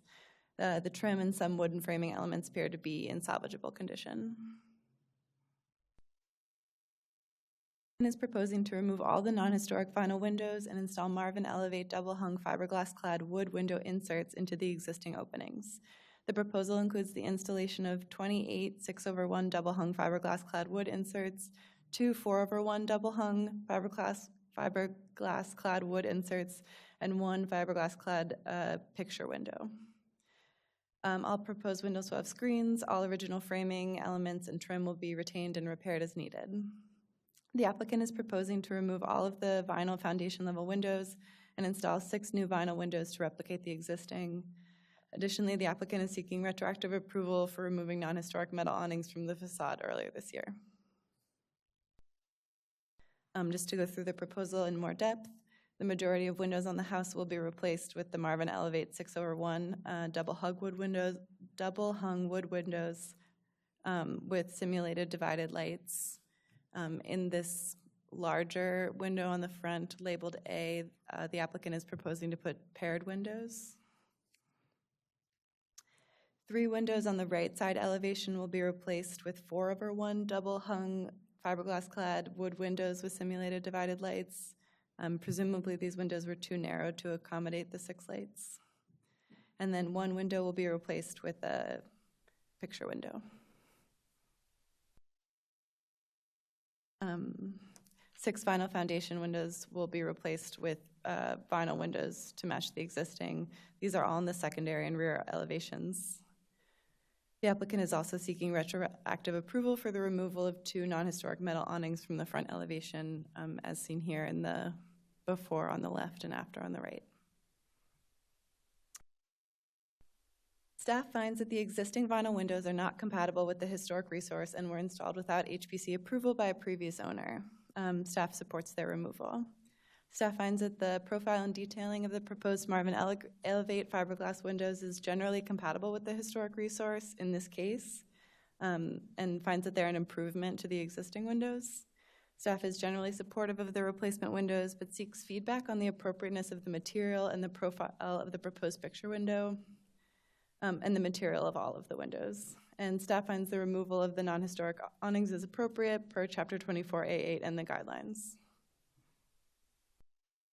In this preliminary hearing, staff is primarily seeking feedback from the HPC on whether or not the installation of fiberglass-clad wood windows on the facade of a contributing resource in Tacoma Park is a compatible alteration in line with the guidelines. Staff is also seeking feedback on the compatibility of the specific proposed windows, including the profile and detailing. The HPC has consistently required that historic wood windows that are visible from the right-of-way be retained or replaced with appropriately detailed wood windows. The HPC routinely approves the installation of clad wood windows on non-historic additions and new construction throughout the district. In select cases such as these, in which there are no historic windows in existing openings of a resource, the HPC reviews each application on a case-by-case basis. In similar cases from the last 10 years, in which the historic windows were removed by a previous owner, the HPC has determined that clad wood windows are appropriate replacements in some locations. Staff notes that individual cases do not set precedent, but do help to inform the HPC. In 2017, the HPC approved the replacement of non-original vinyl windows with aluminum-clad wood windows on the side elevations and on the second story of the facade of 7105 Carroll Avenue. The applicant is also proposing true divided light. The applicant proposed true divided light wood windows on the first story of the facade, which was approved by the HPC on the consent agenda. This property is a contributing resource and is located on the same block as the subject property. In 2021, the HPC approved the replacement of 16 non-original windows with FiberX windows on the facade of 7025 Eastern Avenue. This property is also a contributing resource. Staff notes that FiberX is not fiberglass, but a proprietary blend of plastic and wood fibers produced by the Anderson Company. In 2024, the HPC approved the replacement of vinyl windows with a mix of wood and aluminum-clad Colby Heritage windows on the facade of 7344 Carroll Avenue. This property is a contributing resource, and the proposal was approved on the consent agenda. Staff was not able to locate any previous HPC approvals for the installation of fiberglass-clad windows on the facade of a historic resource and is seeking feedback on the overall appropriateness of the proposal, specifically on the facade of the resource.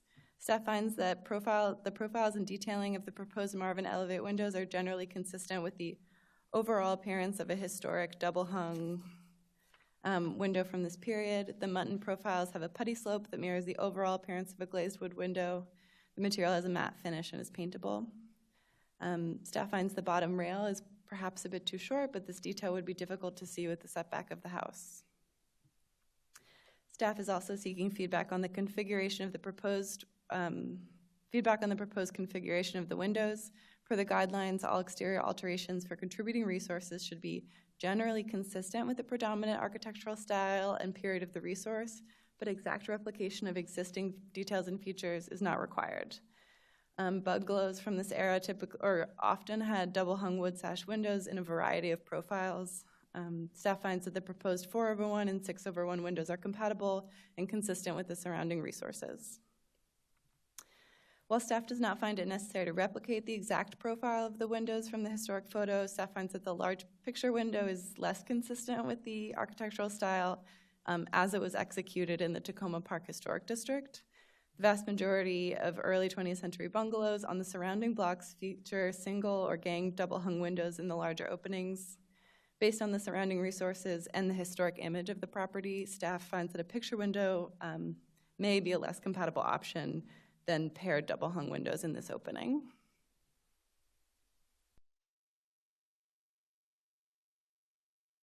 Proposed vinyl foundation windows are minimally visible from the right of way.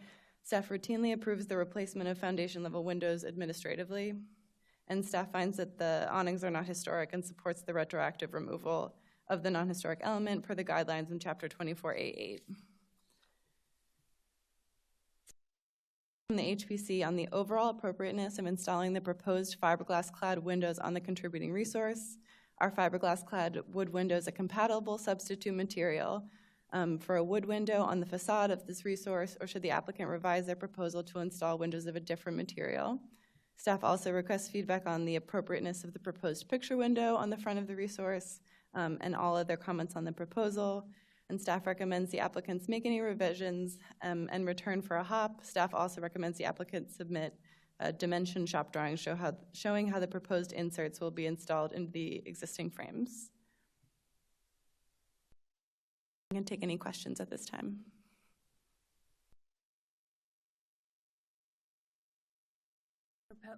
Commissioner Pelletier has a question for staff. Thank you. So these are really, the windows are not clad wood windows. They look like they're wood on the interior, and the exterior of the window is an extruded piece of fiberglass. Is that correct?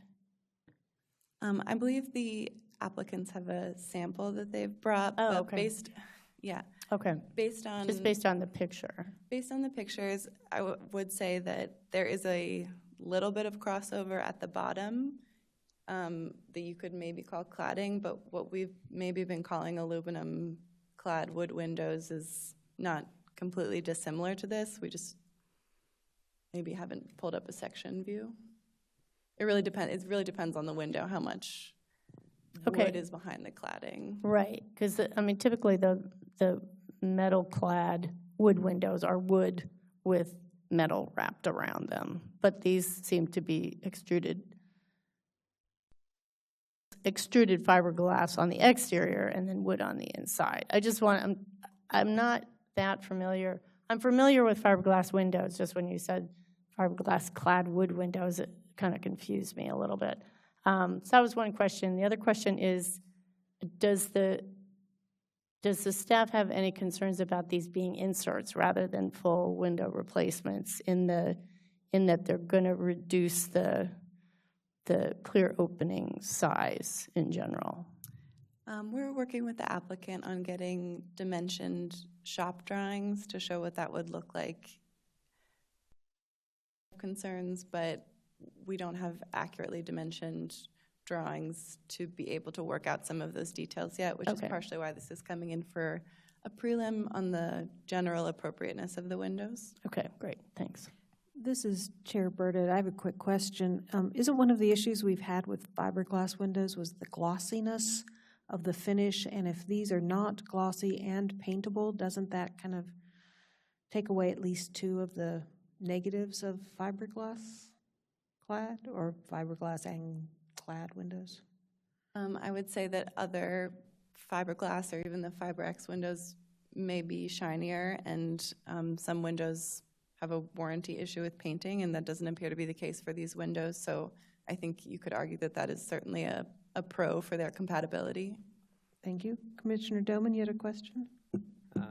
Yes, but I guess I can address to the staff, but also I think maybe the applicant may be able to answer. But I'm looking at figure 6 in the staff write-up, and it says existing vinyl windows installed 2025, existing wood trim is capped with vinyl cladding. What happens is you have the outside molding around the window, and then you have an insert type of a window, and it's really cutting down on the visible glass area. This is what I'm looking at here. Are you looking at a photo of the existing windows on the side elevation? Well, I'm just concerned, and I don't know exactly what this is it. It looks like to me that these windows, if you don't replace all the side of the window, you just have an insert, it cuts down on the visible glass that you have. And then these look, I don't know if this is existing. These are vinyl ones that are existing, if I understand right. But it keeps getting smaller and smaller. You've got like one insert, and then you got another little trim inside. And I'm concerned. We'll have to see what the other ones look like. But I'm concerned that we're losing our visible glass on these windows. So I have to see.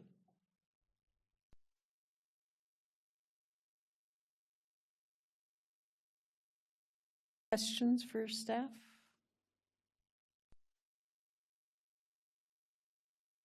I have a clarification. I have a question I need clarified.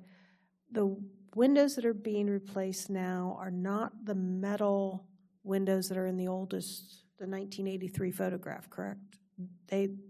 Those were replaced at some point in between. Those were replaced without HPC approval with the windows that are currently there now.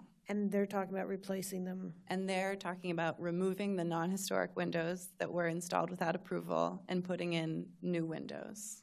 And then obviously, since it looks like maybe these were the original ones, and I'm seeing screens, metal screens, but it's possible that those were even removed previously? There's no way to know based on this photo if these are the original windows. So the standard we're looking for are the windows that are being proposed compatible with the resource? Yeah. Okay, thank you. If there's no more questions, then we have two speakers for the applicant. Oh, wait a minute, wrong one. Howie Cressman? That's me. Thanks for having me. Okay, and you're with Alco Production? Alco Products, yes. Okay, so is the owner here tonight or just you? I'm the homeowner's not here. Okay. But this is David Loggy. He's the designer who sold the project. So the owner or whoever's representing them would have 7 minutes to speak, but I understand you have a sample? I do, yes. It might just be easier for all of us to come down, look at your sample, and then come back up and we can discuss what we're seeing. Does that sound good? Sounds great. Okay. Reminder for all the commissioners coming down to the table, as we've done this before, if you do have questions that you want to ask the applicant team while you're looking at the window, please pick up one of the microphones from the table and turn it on so that we can get your questions, and the same to the applicant team. The microphones are portable, so if you're going to respond, please have those available so we capture all the discussion. Thanks.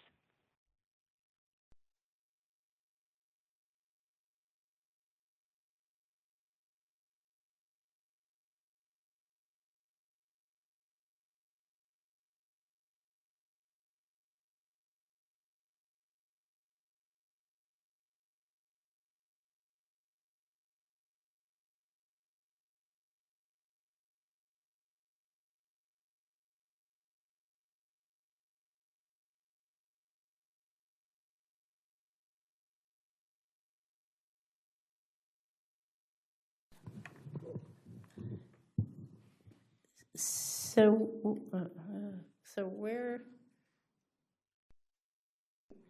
what are you attaching to here?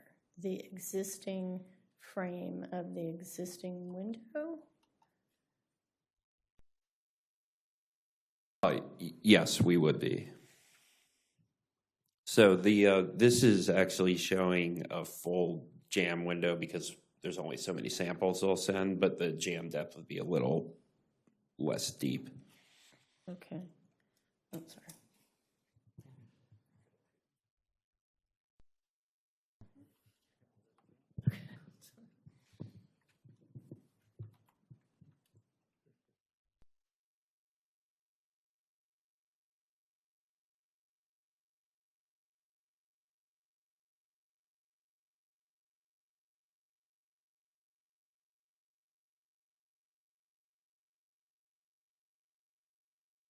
Solid wood window, but it has a pultruded fiberglass skin over the outside, very similar to like an aluminum clad window. Well, in the drawing, it shows this is hollow, and it shows this is hollow. Is that not the case? The bottom is hollow. Yeah, the bottom is. Okay. Oh, okay, here. So it is hollow. So the exterior extrusions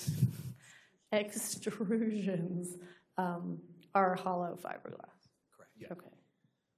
I will say, you guys, it looked like you had approved a Marvin Ultimate or Signature, which is aluminum clad. That actually is the same general design. It's also an extruded aluminum frame. A lot of aluminum clad windows are actually extruded, not roll formed. Oh, I thought it was wood inside on some of the aluminum clad ones. Some are, some aren't. Okay. Marvin and Colby are generally extruded aluminum. Pella is pellet extruded, yeah. So a lot of them aren't extruded now. Okay.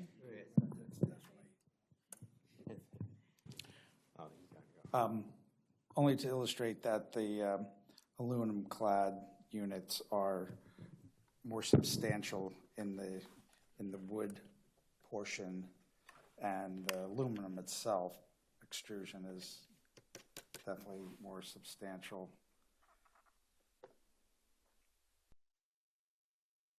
Oh, yeah, okay. What about the sill depth difference? Yeah. And how long have these been in production? 15 years now. About 15 to 18 years now. They've obviously made some changes to it over time.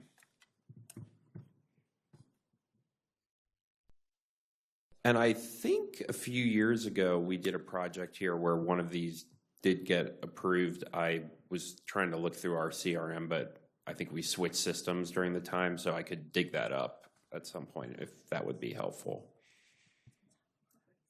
If you plan to have a comparable project shown, then yes, we would need the address to be able to compare that. You may have done one in Montgomery County, maybe not in the district, but we weren't able to find one at the staff level. So yes, if you have the address, please provide it and we'll look that up. I will look into that. This is Commissioner Haynes. Can you talk about the relationship of the existing exterior casing? Does it butt to the side of the window, or will it be able to overlap? So the current casing, there's like the old wood jamb here, and then the casing kind of sits there. We're going to simply remove the old sashes, essentially, but keep the window frame, and this fits within the existing window frame. Well, so there's an old window frame there, and then an insert vinyl window sitting in that frame. So we would actually remove the two, or we would remove the whole thing. So the vinyl frame and the vinyl sashes, and then sit this into the frame that the vinyl, the wood frame that the vinyl window was sitting in. So I don't think we'd actually lose any glass area that way, because we're just taking out one insert window and sticking in another insert window. Yeah, it's already gone. So there are already insert windows in there. So they're not going to lose any more than what's there currently. Right, okay. Mr. Doman, when we look at this frame is, the window is this part right here, right? This simulates the frame, doesn't Yeah, it? this is like a, just. So when we look at thickness, this is actually part of the house right here, right? And then this is just an insert then that fits within the frame kind of thing. And are these, you're taking out vinyl windows and they're all going to be a little bit different in size? Are these all custom made for every particular window? Yes. You measure every one and maybe give or take a 1/4 inch, fit it in. Mm-hmm. Okay.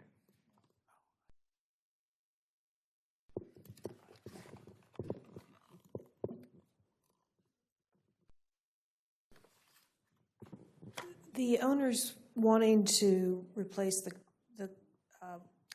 plate glass window, the large one, with something similar, but the staff is recommending they replace them with side-by-side double hung.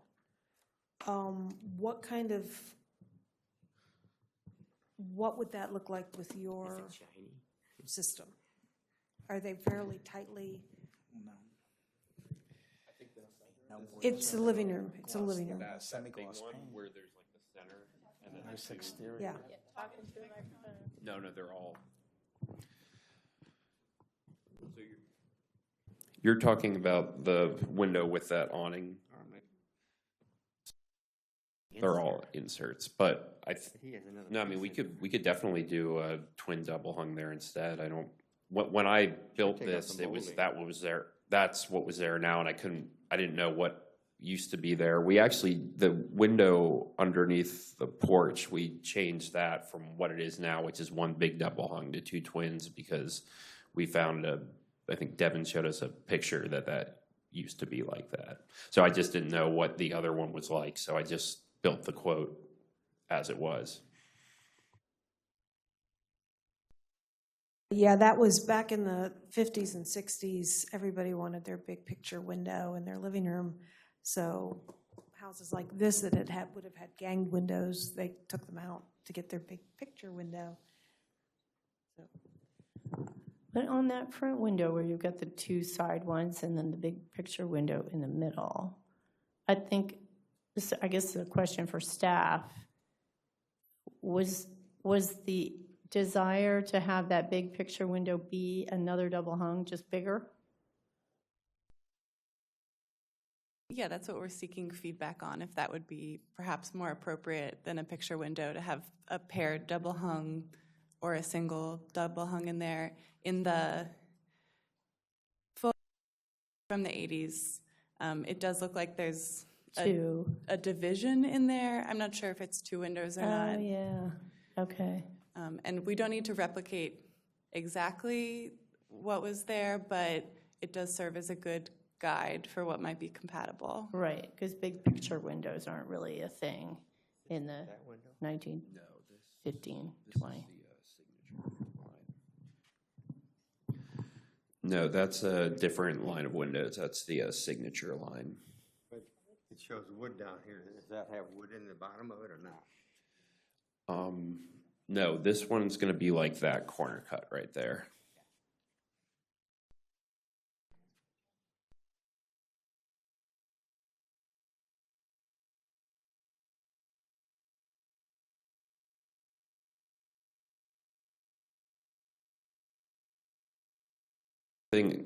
So there was some questions about the signature. The reason we were proposing this one is because, well, first of all, that one's a good deal more expensive. So we figured this could still meet the customer's budget, but also allow for a return to a more historically accurate window than what they currently have.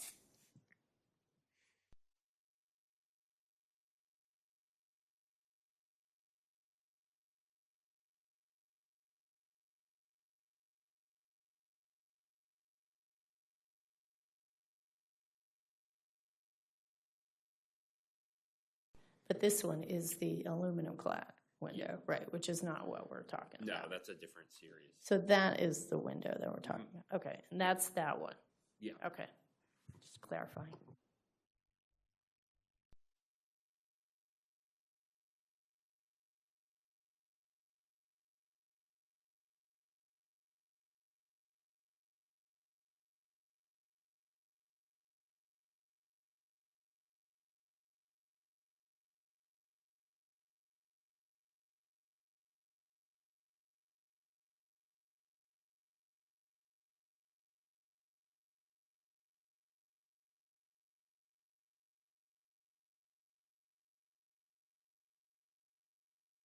All right, are you finished with your presentation? Would you like to say anything more? If not, we'll start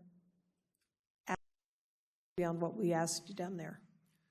Just one other thing about the awnings. We are the window company contracted to do the windows, but we have nothing to do with the awnings removal. That's fine. The awnings are going to be removed and not replaced, right? The awnings, I just gone. noticed that the awnings were already removed, so we added it as a retroactive item, but we don't have an issue with it, just for the paperwork mostly. I would concur with that old metal awnings are not appropriate anymore. They were of their era. Any questions for the applicant's representatives, the window guys? All right, then please, let's deliberate, or you can give your opinions. I'll start. This is Chair Burdett for the record. I don't have any issue with these windows. The issues I feel that we've always had with the fiberglass windows or plastic clad windows was they were shiny and couldn't be painted, and these solved the problem. And Marvin has a very good track record with their products. And these windows have been out there now for 15 to 18 years, so I have no problem with this. And if they can provide a good window at a reasonable price that doesn't shrink the glass area any more than it would be, that it has been, then I can support that. And I think the only question or issue I would have would be figuring out what that picture window would have been and seeing if we can figure out what it was in this particular style house, which just takes some sleuthing, Mayor Pelletier. Well, I had a question and a comment on I don't know if you can tell us this, but on that front window, are the divisions between the big picture window and the side windows, are those structural? Is there a post in there, or is it window butt to window butt? Like, could you make the sides bigger? Like, could you have like two smaller double hungs on either side and then do a bigger double hung? I know you're kind of limited in the size that you can make a double hung, but the way that it is divided now, could you put like this? I guess I'm asking the size that those windows are now, could you put a double hung in the middle at that size? So I don't think that the mullions in between them are structural. So, I mean, So they could be sort of resized and moved around. Okay. I just don't know. I think at that size, I think there'd probably be a size constraint on the double hung to do it the exact same size. Right. But I think we could theoretically remove the posts and change the configuration, because right now it's like a quarter, half quarter. So we could, change So you make it like a little, okay. That would be my only comment. I actually kind of like these windows because the aluminum clads, when it wraps the wood, more often than not, water gets into the wood eventually and it rots. And so the way that these fiberglass ones are configured, I think is kind of interesting and would prevent that from happening. I think in general, I don't have an issue with the windows that you're proposing. As Commissioner Burdett said, I'd just like to see a better configuration of that big window in the front. And I'm super happy to see those awnings gone, so thank you for doing that. I don't have any other comments, thanks. I think we're providing comments, but what I still don't understand, this is kind of directed towards the applicant. on, again, I'm looking at this window, and it's in figure 6. It shows 3 windows right next to each other, separated by exterior trim. The exterior trim, I presume, is just a wood trim. Normally, when you put up a window, that trim is not up yet. You set the window into the opening, and you've got your little vinyl nailing flap that's around there. You can caulk that, then nail that in so that secures the window in the opening. Then you put the exterior trim over the thing. But this is, I'm not sure how you said, well, does the exterior trim come off? And if it does, what happens to the sill? This 3-window configuration here has a continuous wood sill that slopes to allow the water to run off, but each window is an individual window with an individual sill. Are you going to make one big sill for the 3 together? And when I asked that question before, it looks like to me that even though we have the exterior trim, the horizontal and the vertical boards that form in the sill at the bottom, if you don't take that off and you put the window in with the nailer on it, you're making the whole thing smaller. I mean, there's no way around it. You have nothing to nail to. Unless, are you going to take the trim off? Is that what you're going to do? How are you going to get the window in there? So the install method that you were describing is pretty common with new construction windows, or what we would call a full frame tear out, which then, yes, you would pull all the trim off and you'd have a flange or some flashing tape. But what we're proposing is a pocket fit or insert install, and that kind of install does not involve any sort of nailing flanges. It's designed so that you don't have to disturb the exterior or interior trim. So all we would do, usually you're pulling an old wood window, you're taking the 2 old wood window sashes out and any of like the pulleys or whatever's there, and then you're just going to set the new window into that frame and you mount it through the like side jamb. Right. Now, in this case, that's already been done because they had insert vinyl windows installed. So what we would do here is just and they've been installed in that method. So we would just unscrew it, remove the old vinyl window frame and sashes, and then set this into the existing old wood frame that's already there. So you don't have a nailing. You don't have that nailing flange on there, right? Is what you're saying? Correct. Yeah. The only reason there's a nailing flange on there is because the samples, they try to put various things on there so you can see it, and we don't have the warehouse space to have. Okay, I thought you had to pad it out. You got the opening, you have to pad it out, and then you got something to nail your flange to. But you're saying that the windows that you get don't have the flange, so they fit right in and it's snug.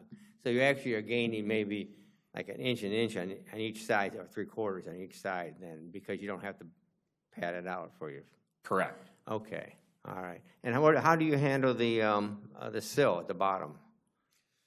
So one of the nice things with Marvin for their insert products is that we can set the degree of the sill, the new sill that we're putting in. So it's just going to rest on, we'll set the degree to that sill, and then it's just going to rest on top of the existing sill. So you got a sill at an angle sitting on top of another sill at an angle.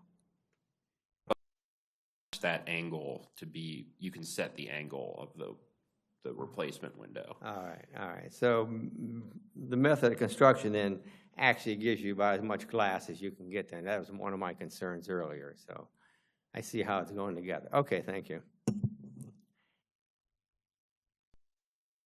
Any other, I think we're in deliberations now, so, okay. Any other comments on this? So please, somebody speak up. Well, I concur with the other commissioners. The only delta I see between the 2 series is the aluminum-clad bottom rail is taller, which is more consistent with the traditional wood window. But otherwise, I do think it's a good product. Agree that it's a good product. I think it's a good balance between cost and architectural aesthetics, so I can support the proposal. Commissioner Galway, I think the saving grace here with this particular product has to do with the fact that the original wood windows have been removed and replaced with something that's substantially worse. So I think from my standpoint, this is a good product as a replacement for a non-original. And like I say, had these been wood in there, I would have said no. I think it had to be wood for wood. So they have that going for you. And I think the product, it doesn't show up as a PVC fence. It doesn't have that god awful glossy. It's a nice flat or matte type finish, and I think that's appropriate because that's what you probably see on a wood window. So I support that. I got personally, and this might be me, but I got lost in this whole picture window thing.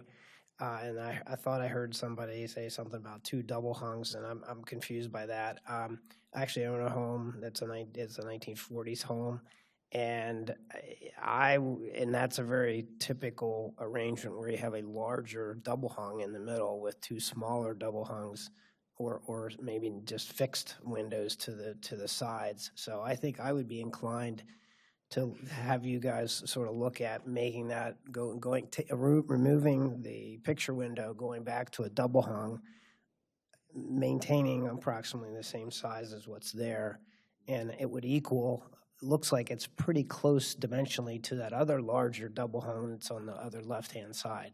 And I think that's a feature that during the 30s and 40s, I think, the Sears homes did that a lot in a lot of their homes. So I would say I'd like to see what that looks like because it might be appropriate to do that. That's all I have. Thanks. If that's it, then Commissioner Doman. I'm asking the question here to the commission. Staff brought up the point that HVC normally requires clad wood windows, or else we have required historic wood windows visible from the right-of-way. Now, we're deviating from any kind of requirement that we have wood in here.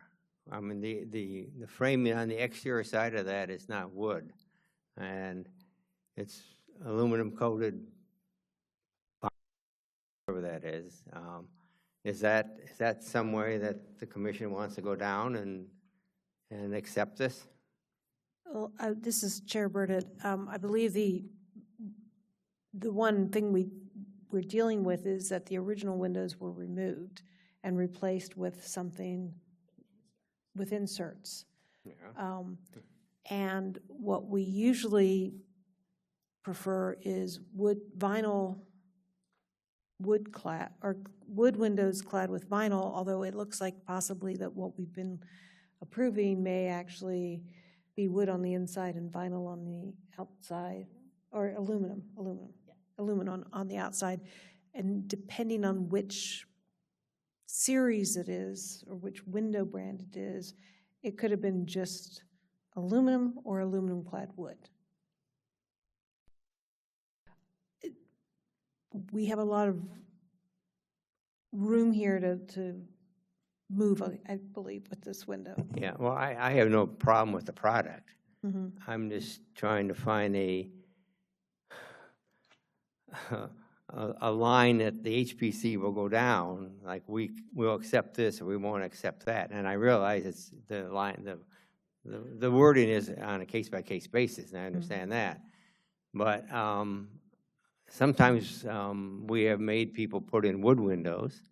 Sometimes we have wood windows or vinyl windows that are clad in aluminum, and we have a lot of different things. And I'm looking for some kind of guideline that would help me make my decisions in the future as to what we can say this is a good product, that isn't a good product. Not like I said, I'm happy with this product, but I would like to have some more guidance on what we're looking at and what's acceptable. This is Commissioner Pelletier. I think for me, the fact that the windows that are currently in there are inserts. They're not full windows. So I think that's the guiding point for me, is that we're putting in inserts anyway. I think if they were going to take out the old frames that have been left in and you were going to do full windows, like down to the studs, kind of full replacement, take out all the trim, everything else, I would say yes, they should do wood windows. But I think in this case, the fact that they're replacing inserts with inserts, I think we can be less stringent. That's sort of my take on it. That's what I'm telling myself. My take is that they're not glossy and they can be painted, and that's usually a driving factor. And if they meet the energy code as well, then it's... And this is a contributing resource, correct? Yes. It's not an outstanding resource? Correct. Right. So I think that has something to do with it as well.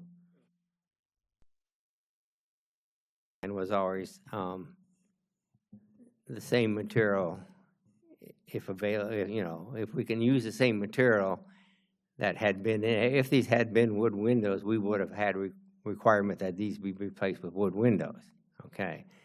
So, I mean, the material, you know, we have like, it has to have the same textural feel, it has to look the same, and also it has to have the same material. But again, that is very flexible, it appears to me, that we're making, again, it's case by case, so I have no problem. Yes, I would add that vinyl. we're not going to remediate it. The fact that it's been switched to vinyl inserts, we're not going to then remediate by saying, yo, you must convert back to wood as it had been originally. We're treating it the case as it is right now, and with no additional historic material being removed. Therefore, it's acceptable to have a non-wood window go in. Is that, am I understanding right, to address Commissioner Doman's point?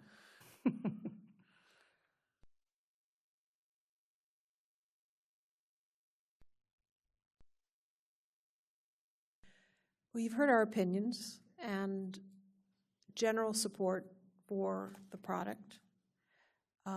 So you can talk to staff about what you're going to need to bring as far as drawings and backup information.